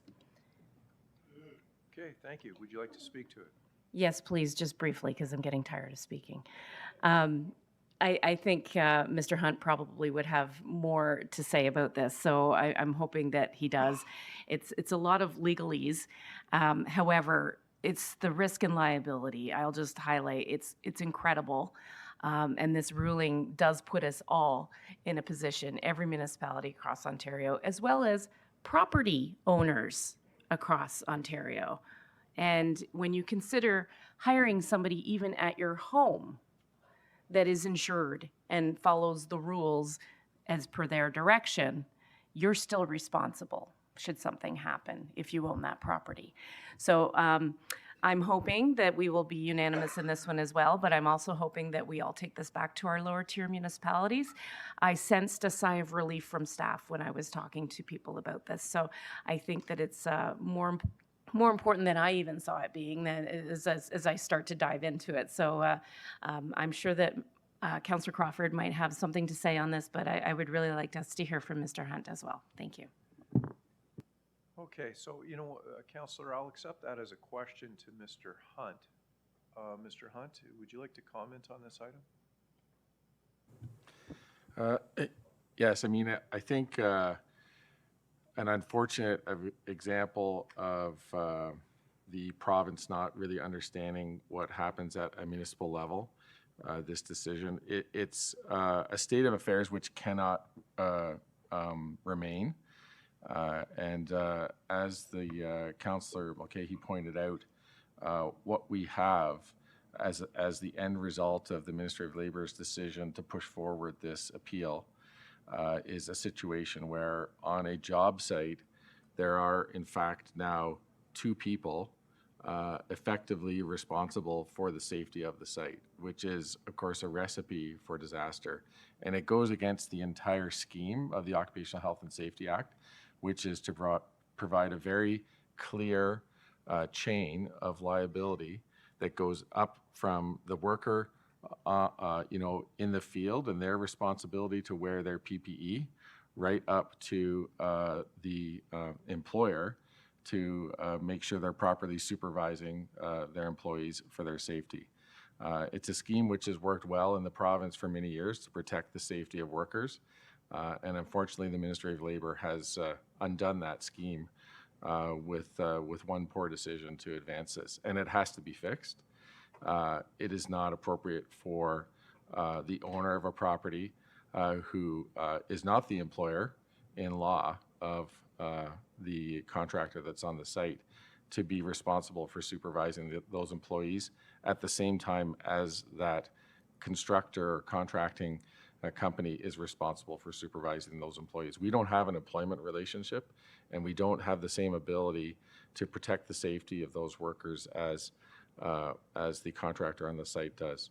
And so it does have to be changed. I will say that the region, as well as all the regions in the province, joined this fight at the Supreme Court of Canada. It was unfortunate we got a draw decision. We followed up and actually asked an unusual request for the first time that it be reheard because they were missing one of the justices, which would have broken the tie. That was recently denied. And we're not stopping. We've retained the same lawyer jointly to advocate directly with the legal department at the Ministry of Labour to fix the mess that they've made. So we appreciate the efforts of our regional council in supporting those efforts, and we'll continue to work on our end to fix this as well. Okay, thank you. You're on the list, Councillor. Actually, you're not on my list, but next. Okay, the seconder hasn't spoken yet. Okay, so, but could you push your button, please? Okay. Councillor Crawford is the seconder of the motion. Thank you. This is, yeah, absolutely believe in this motion. Ajax had a situation on one of our roadways last year, actually, where a trench collapsed. 4 people were in the trench. 2 were killed, 2 were badly injured. And, because of the negligence of the construction company, I can't get into the details of it, but this is, absolutely important that we have this clarification in the Occupational Health and Safety Act. Thank you. Thank you. Mayor Schumer.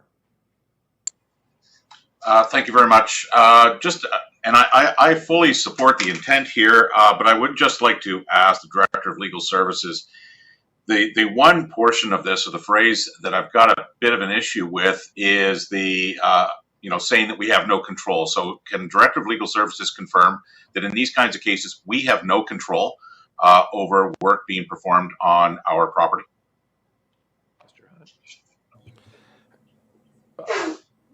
I think it's a fair statement. In terms of request at the political level for this to change, I think that is a fair statement. And Mayor Schumer is correct in his question, in the sense that, obviously, as the region being a responsible supervisor of a construction site, we do exert a level of supervision over that site. So, as you might imagine, with any municipal or regional project, we do have regional people who make regular visits to the site and follow up to ensure that the contractor is fulfilling their contractual obligations. And many of those contractual obligations are things like safety measures. So it's not as if we do not supervise those sites, but that's in our role as a contract manager. And we do have to rely on that contractor who's on the site, who has that direct employment relationship. So the people who are operating the machines and setting up the safety equipment, they do not work for us. We do not have the ability to terminate their employment or to exert discipline over them for their failure to comply with the directions related to safety. And in that sense, I think that's where that statement comes from, that it's difficult for us to exercise the level of control that's necessary to protect the safety of the workers at the site. Okay, thank you. I'm still having a problem with this part of it. Do we not, in our contracts with these contractors, do we not have anything in there stipulating that they will adhere to safety measures? They will adhere to various legislation regarding safety? Because if we've got that in there and it's not happening, then don't we have power to terminate the contract and exercise some control? Mr. Hunt? So we absolutely do have safety provisions. We rely on, as you might imagine, provincial standards with respect to safety. So those clauses, to a large extent, rely. There are many provisions of the Occupational Health and Safety Act which set out specific safety provisions for things like, for example, Councillor Crawford raised the issue of trenching. So there are specific regulations which deal with all of the details of how a trench is supposed to be safely operated, and those types of things are incorporated into our contracts. In addition to that, of course, we have all of the measures for road safety control, which are incorporated into our contracts. And so, in the event that one of our inspections determines that those contractual provisions are not being followed, then at a contract level, we can start that sort of contract management process with the constructor. It may be that they're in default. It may not be that they're in default. It may be that we give them a notice and then they're entitled to have 5 days to correct it. Or it may be the kind of thing where we need to stop work at the site. But those are the types of mechanisms that we have to control the safety at the site. They're contractual mechanisms. What the contractor has at the site is all of those employment mechanisms. And the Occupational Health and Safety Act relies on the employment mechanisms. So, for example, as I said, like a worker has an obligation under the Act to wear their PPE, and they can be fired for not wearing their PPE. The region does not have the ability to fire a worker on the site for not wearing their PPE because that worker does not work for us. We don't have an employment relationship. So we can put the contractor in a default. Maybe we can terminate the contract. But of course, the appropriate response is for that worker's employer to, start to exert discipline under their, employment contract or collective bargaining agreement with that worker to make sure they're wearing their PPE or lighting up their reverse lights. I think in the Sudbury case, it was the backup warning sounds on the on the equipment. So that's an issue with a worker that perhaps ought to have been disciplined earlier. That's not something that the region's in a position to do because these people don't work for us.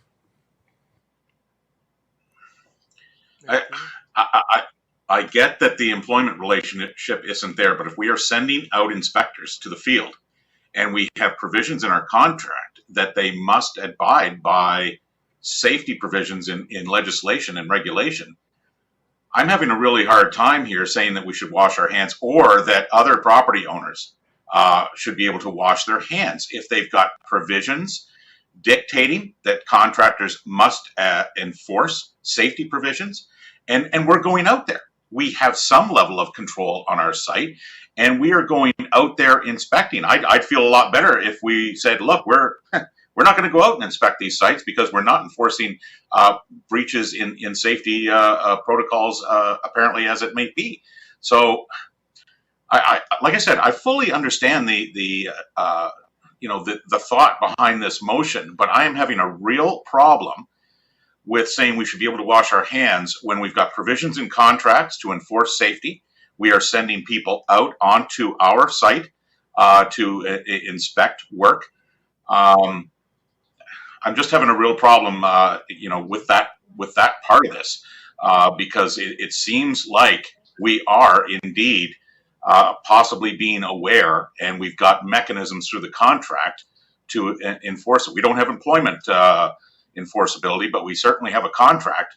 And if we went out there and found that safety was not being adhered to, I can't believe that we would take no action. So thank you.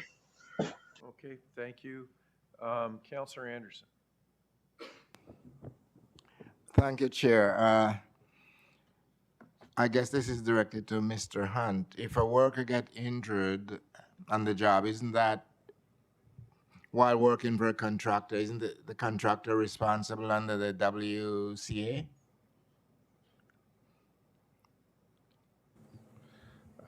So in terms of paying for the cost to the employee of those injuries, there would be workers' compensation, and the contractor as the employer would be responsible for compensating that employee under that scheme, whether they're paying into it or whether they're paying directly. But that is a separate scheme. That really just deals with the injuries to the employee and how they would be compensated. It's separate and apart from the Occupational Health and Safety Act, which really is solely focused on worker safety. Okay, so this would bring this in conformity with the WCA as well. I didn't realize I had to do some research because my expertise is workers' compensation, so I didn't realize it was a different set of rules. Yes, one deals with compensation and the other deals with safety. There's obviously overlap, but the level of detail for the safety of workers that's provided in the Occupational Health and Safety Act and the regulations is much more extensive than it is in WSIB. And using those extensive definitions and provisions, there is that scheme of responsibility, which should end, in my view, and many of my colleagues, with the employer being the constructor on the site. Indulge me one other question. Why this never came up before the Sudbury incident? I can't recall ever seeing anything or heard of any incident such as this one. It was, the decision on the part of the Ministry of Labor to pursue this all the way to the Supreme Court is part of the reason why it never arose before.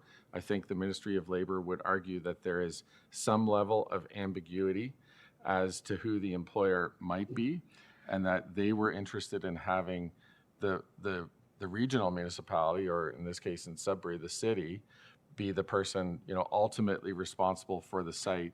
So they wanted to expand that definition of employer to include Sudbury, even though Sudbury, we all know, is not really the employer of the people there. However, they wanted that definition expanded so they could make as many people as possible responsible for safety at the site. And I think our issue with that is that it is not a win-win scenario to make as many people as possible responsible for the site. What it does is create confusion between the contractor, who is, in law the employer, and the municipality, who should be inspecting the site but really isn't responsible for the day-to-day activities of employees of the contractor. So that confusion, in our view, is what creates the safety risks. And it, to some extent, as I said, it undoes that clear line of responsibility that has been relied on in the Occupational Health and Safety Act for many decades. Thank you. Thank you, Chair. Mayor Carter. Thank you, Mr. Chairman. So this is my opinion that I want to make sure that it's clear that these statements are coming from myself. But this is another indication to me that our court systems and those that are making judgments in regards to the interpretation of law is way off base as far as I'm concerned. Now, Mayor Schumer brought up a very good point in regards to understanding it. Mayor Regional Representative Crawford also brought up an incident. I can tell you that here's where the danger is. Care and control on a contract is written by the city in regards to hiring an outside service. There's an expectation of care and control of that area, that all aspects of the workers' health and safety are abided by, that there are rules and regulations that they must follow. Hypothetically, we have an accident at that particular site. That site, even though is being inspected on a regular basis by those that are responsible for it, the contractor and its employees do not follow the rules. There's an individual that is hurt or killed on site, and the city, of course, or the municipality, let's say, cancels the contract. Says you have demonstrated that you are not responsible. You didn't follow the rules, and therefore your contract is canceled. Pretty clear. The contractor comes back and sues the municipality for contract of canceling the contract. That's what we're talking about. That's how ridiculous this is. The city, the region, and everybody can put the rules, the regulations, the care and control right in the contract itself. Those that are responsible for delivering those services have an obligation to follow that contract. But on the other side of it is, it shouldn't be held responsible in regards to the region, the municipality, to be able to say, no, that extends, even if they break the rules, we're going to be 100% responsible for it. And this thing about saying that somebody is their employer, so I got somebody building a fence in my backyard, I got to give them a T4 slip now because I'm an employer of them? This is another demonstration of the courts not truly understanding. I'd like to say, was your head with you all day today? Because this doesn't make sense. It really doesn't make sense at all. We have a responsibility to write contracts and make sure that we have regulations that are followed not only by ourselves, but those that we hire, right? If they are not going to be following those rules, one is we have a responsibility never to hire them again. But if somebody gets hurt in that work environment, and we've clearly indicated that all these rules and regulations have to be followed, and they've agreed to that contract to follow those rules, and somebody gets hurt, and their contract is canceled because of the reason that they did not deliver what they agreed to deliver, and we get sued for it. And by the way, the courts agreed. So the municipality has to pay them the full contract for work that wasn't completed and what didn't follow the rules. This is another indication that our court system is not being held accountable, and it's not held publicly accountable. Just my personal opinion. And I got a list of stuff that the courts, in my opinion, should be publicly held accountable for, including our criminal code. So that's my comments. I'm going to support this 100%. Okay. Thank you, Councillor Nicholson. Thank you. Hard to follow Mayor Carter when he gets passionate about these issues. All I can say is, as hard as governments can do, is you can't legislate against stupidity. Okay? I take it even one step further. The municipality can say, follow the rules. The contractor we hire can say to all their employees, follow the rules. But the contractor can't have somebody standing there and say, don't walk into traffic. you know, there's going to be an assumption that the people you hire aren't total stupid. But accidents occur. This is about liability. Who's responsible? And the question I wanted to ask to Mr. Hunt to kind of clarify in my mind, and so I can understand this, does this liability that the courts seem to have imposed on municipalities and property owners, does it also apply to provincial government, provincial agencies, federal government, federal agencies as well? So yeah, would apply to all of these types of work sites in the province, and including, notably, you know, some private sector operators who, you know, the region actually does have quite a bit of experience in managing sites like this. But there are many owners in the province who would be subject to this decision who have zero experience in construction. And in those situations, the situation could become quite dangerous. Well, the one thing that jumped out at me, and you know, sometimes you have to get the attention of upper tier levels of government. And I would suggest, and possibly the movers could consider this, is adding an additional whereas into the body of the motion that says, and whereas federal agencies, federal government, provincial agencies, provincial government are also going to be held liable by this new definition of employment responsibility, and it could impact them in millions of dollars. That might be the red flag necessary to actually get the lawyers at the province to say, oh, wait a minute here, just like we're saying. So, you know, it's one thing to say that municipalities are going to be harmed, but once they find out their ox is getting gored too, you might see a very fast change in the legislation. So I propose that to the mover and seconder, whether they might want to consider including that clause, just so we can get the attention of the upper tier and ensure that the federal government also gets notice on the motion as well, because they may step in and say, hey, wait a minute here, that's not how we wanted this to happen. Thank you. So, the Councillor Nicholson has asked to the mover and seconder, would you accept that as a friendly? Mr. Clerk, I'm going to ask, were you able to capture okay, so the clerk has captured the substance, he'll add it in as a friendly. I can't hear you.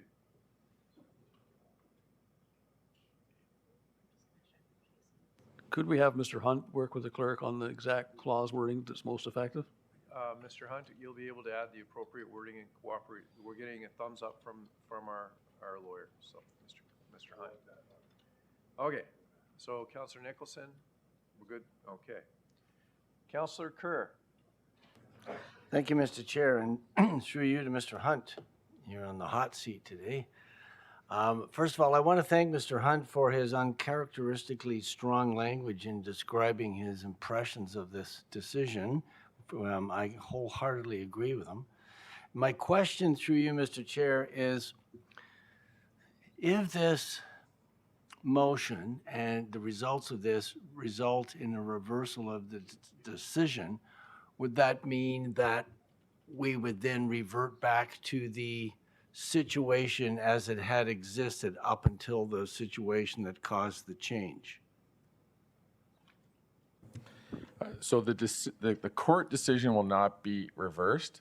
However, what we are requesting is a change in the legislation initiated by the Ministry of Labor to clarify the definition. And what we're requesting is that it go back to the way it was before this decision was ever made, and that we tighten it up or clarify whatever is required in order to make sure that the court does not have any confusion as to what was intended by the legislation.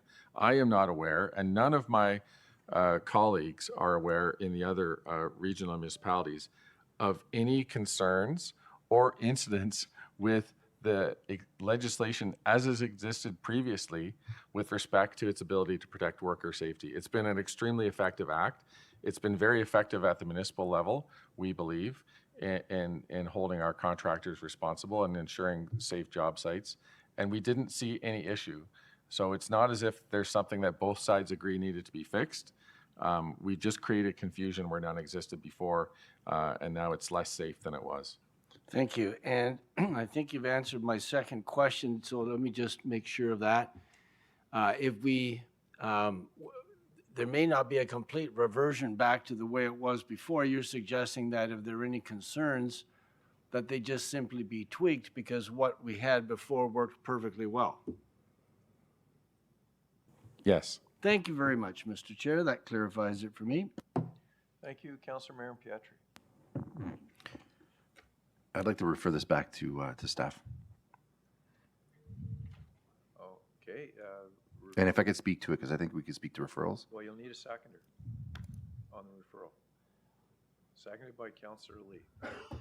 Okay, so the referral is on the floor. Yeah. Councillor Mayor Pietri. I tend to agree with Councillor and Mayor Schumer on this one.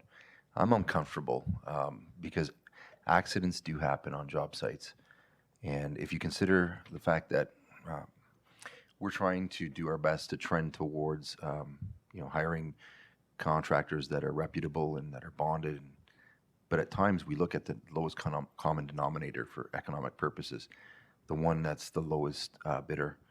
I think a lot of our practices tend to create issue, and I know that our legal department is not going to allude to how many issues that we've been involved in as a municipality, but I think widespread across the country, whether it's AMO or FCM, and the fact that the Supreme Court itself had a four drawn decision is clearly indicative that we may need to speak about this, maybe in close quarters, have staff take a look at this differently. I am not comfortable washing our hands of responsibility on a job site. So that was the reason for my putting the referral forward. Thank you. Seeing no other hands. Councilor Manugo doesn't want to speak to the referral. He wants to speak to the main item. So members of council, so this is on the referral. Push your button, please. Councilor Mulcahy?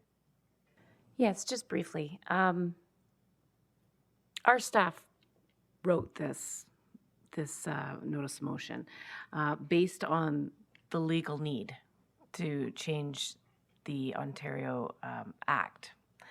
And it's changing definitions within the Act to help protect municipalities. If somebody is killed on a job site in Coe Hill building a fire hall, it's crippling to those small municipalities. And this is going to be something that it's more than just a large regional issue. This is down to, as Mayor Carter said, building a fence in your backyard. You hire a contractor that has WSIB that claims to follow all of the rules and regulations, and they agree to that. You know, you have to have eyes on them 100% of the time under this decision by the Supreme Court. Otherwise, you are responsible. So I can't agree with referring it.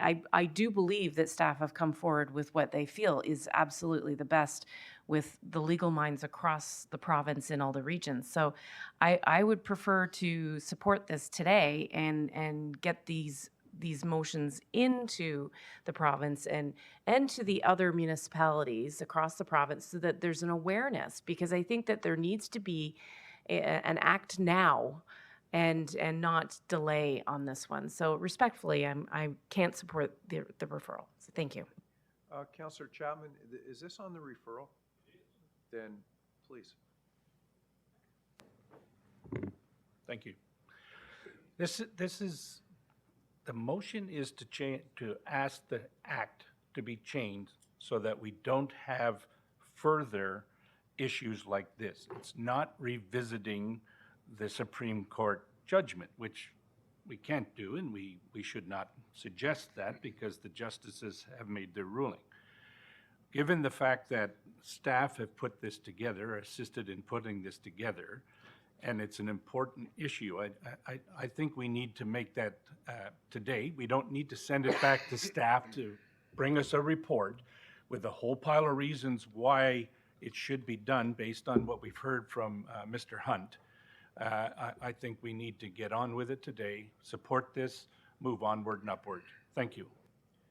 So on the referral, that exhausts this. Okay, on the referral, there's a recorded vote. Councillor McDougall, you're speaking on the main motion, right? Okay. So it's a recorded vote on the referral. I'll call that vote now, Mr. Clerk. Thank you, Mr. Chair. Recorded vote on the referral is starting now.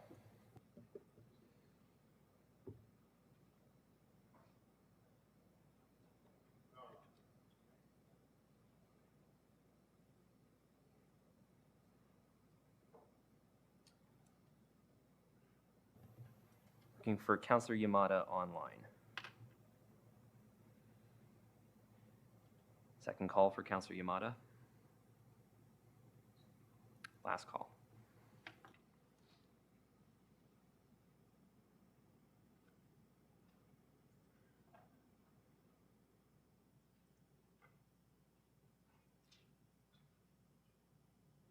Okay, the referral loses. Councillor Mayor Pietri, you had the floor before the referral was put in, so when the referral was put in, so I'll go back to you. Appreciate that, Mr. Chair. I would have hoped that the referral would have brought back a report. As Councillor Chapman indicated, we are asking for a significant change. I do respect staff and their ability to be able to help councillors formulate motions that could provide for positive change. I'm not so sure how this will be seen if you're a victim or a family of a victim, someone that got hurt on a job site. That was the responsibility of the municipality. Not sure if that's positive change. Again, I think Mayor Carter spoke about his opinion and his, sentiments. These are mine. These are mine. And I think they're shared widely by individuals who are taking the equation of the finances and the legalities outside of the scope of what the responsibility and the impact is to families when they're affected by incidents of this nature. If your municipality is not large enough to be able to sustain the potential lawsuit, there are remedies potentially, for that. Ours is substantive enough to be able to understand, I think, widely, whether you're in media or you're in this chamber, staff, or if you're a resident and a taxpayer, that large projects, are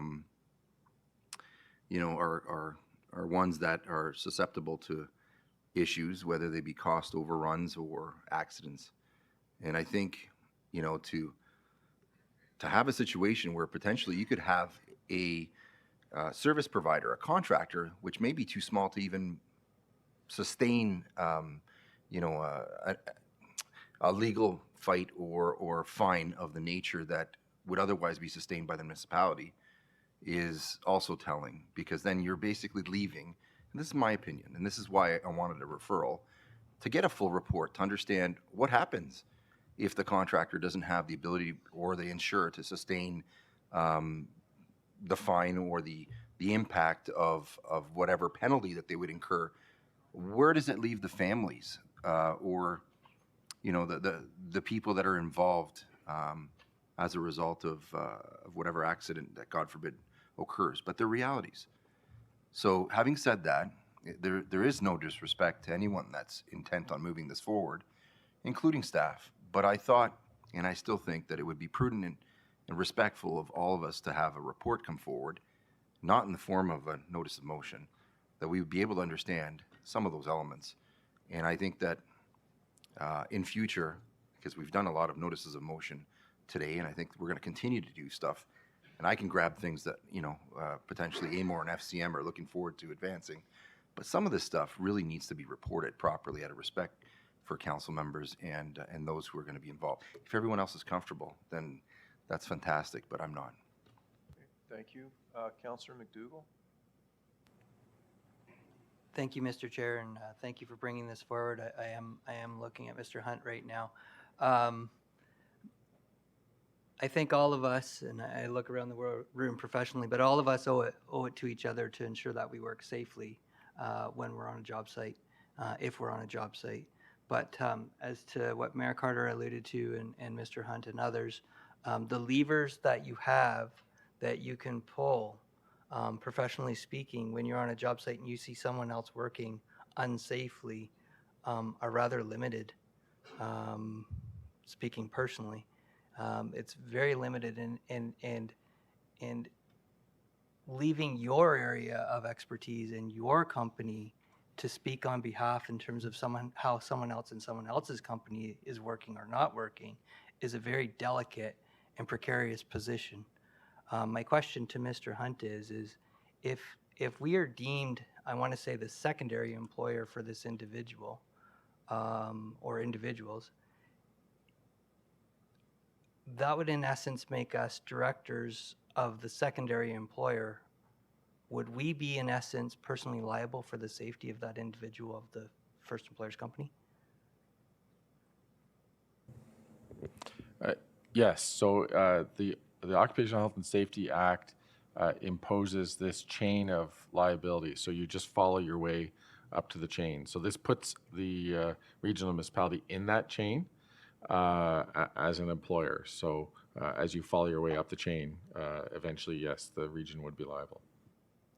And further through you, Mr. Chair, us as directors on the region or board on the board, we could be personally liable. It is one of the acts of the province that imposes both liability as well as criminal liability on the director level of organizations that are in that chain of liability. So yes. Okay, further. Thank you. And then to follow up, is this the equivalent of joint and several liability applied to the construction world? It's a slightly different concept, but I think it would operate similarly, yes.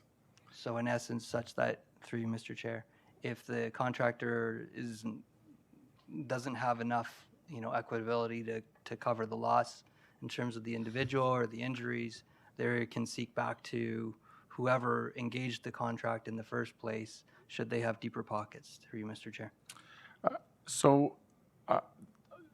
I should say, and maybe I'm going to defer to the Commissioner of Finance to speak about the risk management provisions in our contracts, but there is a slight difference here in that the way joint and several liability works is that you have another party, so it could be another driver, for example, involved in a motor vehicle accident who might be underinsured, and then the region, is the road authority with unlimited pockets. So that's the issue we have with joint and several liability. That does not exist on a region job site. And I should be clear, I know there was a question raised about what would happen to the family of a worker, for example, who might be injured on one of the region's job sites. And so I'm going to defer to the Commissioner of Finance to speak specifically, but I will say generally, you cannot be a contractor on a Region of Durham site and any municipal site in this province without having the proper insurance in place and proof of that insurance. And Nancy might have some more specifics on that. Sure. A couple of quick things I'll add through the chair. When we establish our contracts and let those contracts, we have very complete and thorough agreements that those contracting agencies have to sign. But they also have to provide things like WSIB clearance certificates to establish that they are not contrary to WSIB practices, and that leads to those health and safety. So we have a very, very fulsome contract requirements, and from a taxpayer perspective, we pay for those fulsome requirements.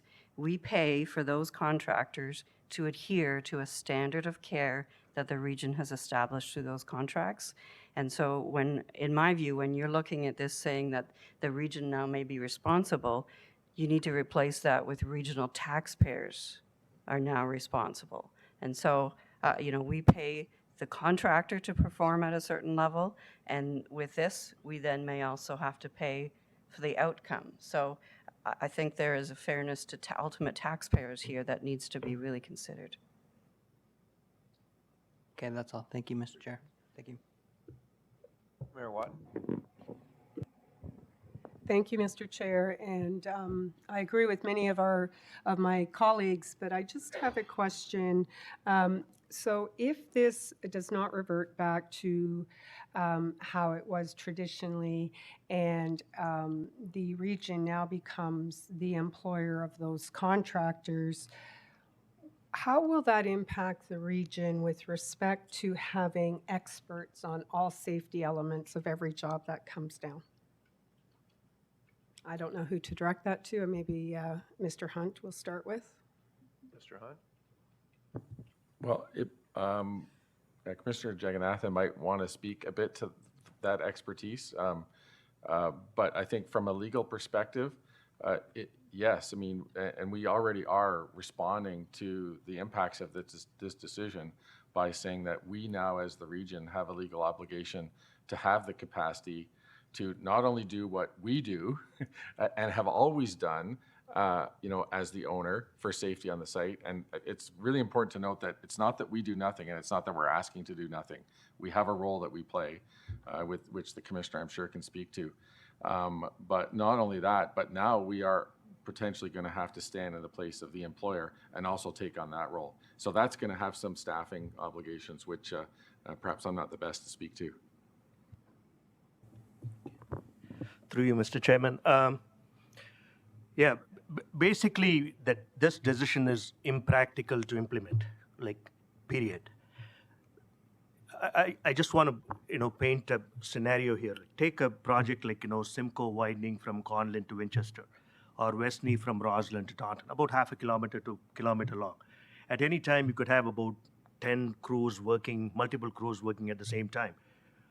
Right now, we have one inspector per site, and they're not there all the time. The best safeguard we have is through our contracts that clearly defines traffic controls, for example, every stage of the project. But we are not there at all times to make sure that traffic control is all in place. As you know, all it takes is a pylon or two to get blown away, and we are not there at the right time to catch it. And it just is not practical to implement this at all. So I've met with many of my peers in recent days following this decision, and basically, all they are able to do at this point is making sure that their contracts have all the due diligence one can think of until this gets reversed in some form or shape. Because if we are deemed an employer, the only way that's practically possible is if we start to employ contractors, right? We might as well have people on payroll to build roads and so on. That, it's just not practical at all. And as someone said, not well thought out. Thank you. Thank you, and that was kind of my understanding as well, that we would now have to start having, our own people on all job sites at all times. So I appreciate the feedback, and that's my question, Mr. Chair. Thank you. Thank you. Mr. Hunt, when we contract a job to, and somebody's awarded a contract, we're referring to our staff as inspectors, but what they're there is there to confirm that the contract is being carried out in a way that it was tendered, correct? They're not truly inspectors. They are there for confirmation that the tender is being carried out, correct? Yes, we would have specs on the contract, as the commissioner referred to, and we're checking that those specs are being conformed with, and a big part of those are like the road safety control is a great example of something that we point in time on the day that we're inspecting, we will go there and we will advise. We don't go to it. We can't go to an employee, the worker on the site, and say, can you please move the pylon? We have to advise, well, we don't have to, but we will advise, our contact with the contractor, please enforce the safety requirements at the site. And then they use their employment mechanisms to do that.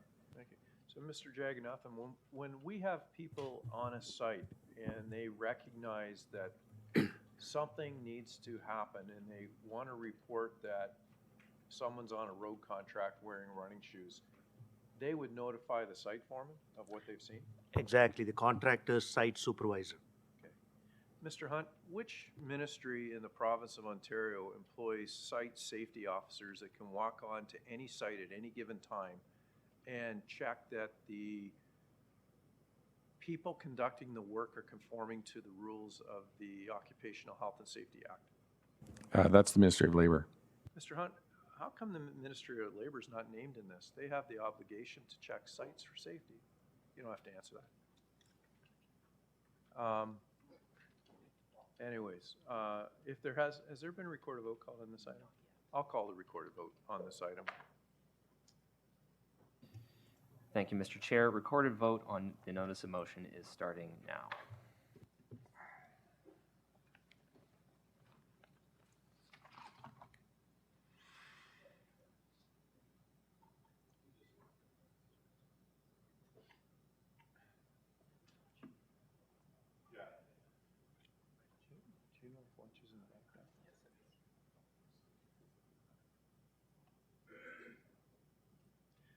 Okay, that carries.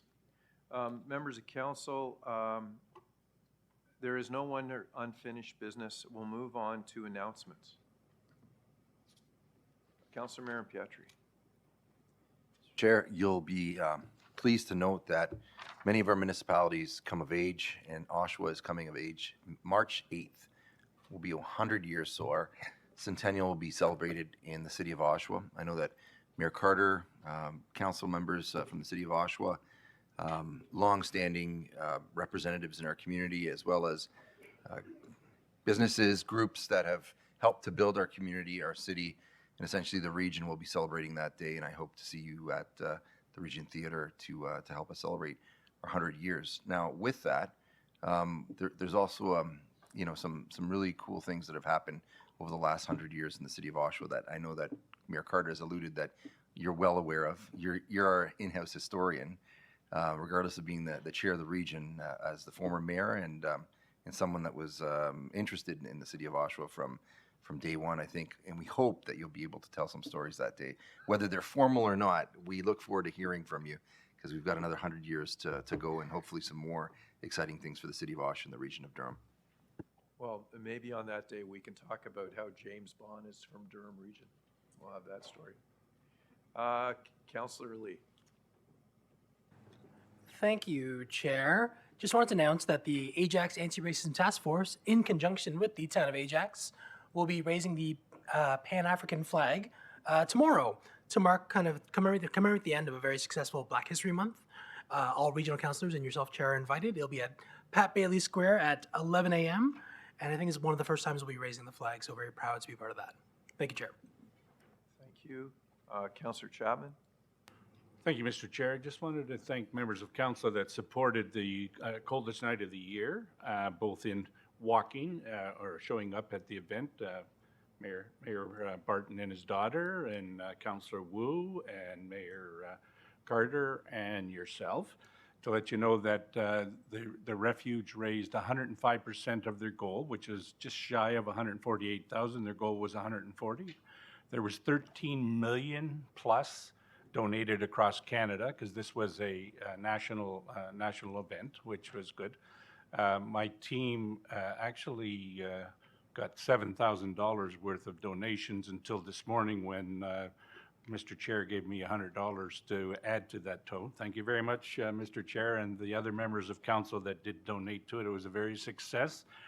And this year it was one of the coldest nights of the year. Thank you. Thank you. Mayor Watt. Thank you, Mr. Chair. And I just wanted to echo Councillor Chapman's comments as well. I actually attended the one in Uxbridge, and yes, the weather cooperated nicely to make our feet cold, and for us to recognize what they were trying to prove. But my comment is extended more to a kudos to the Durham Youth in Policing, who came with 2 buses and had raised $15,000 to that event. And they were very spirited, excited to be part of it. And I just wanted to give a big shout out to all of them. Thank you. Thank you, Mr. Chair. Is there anyone else wishing to comment?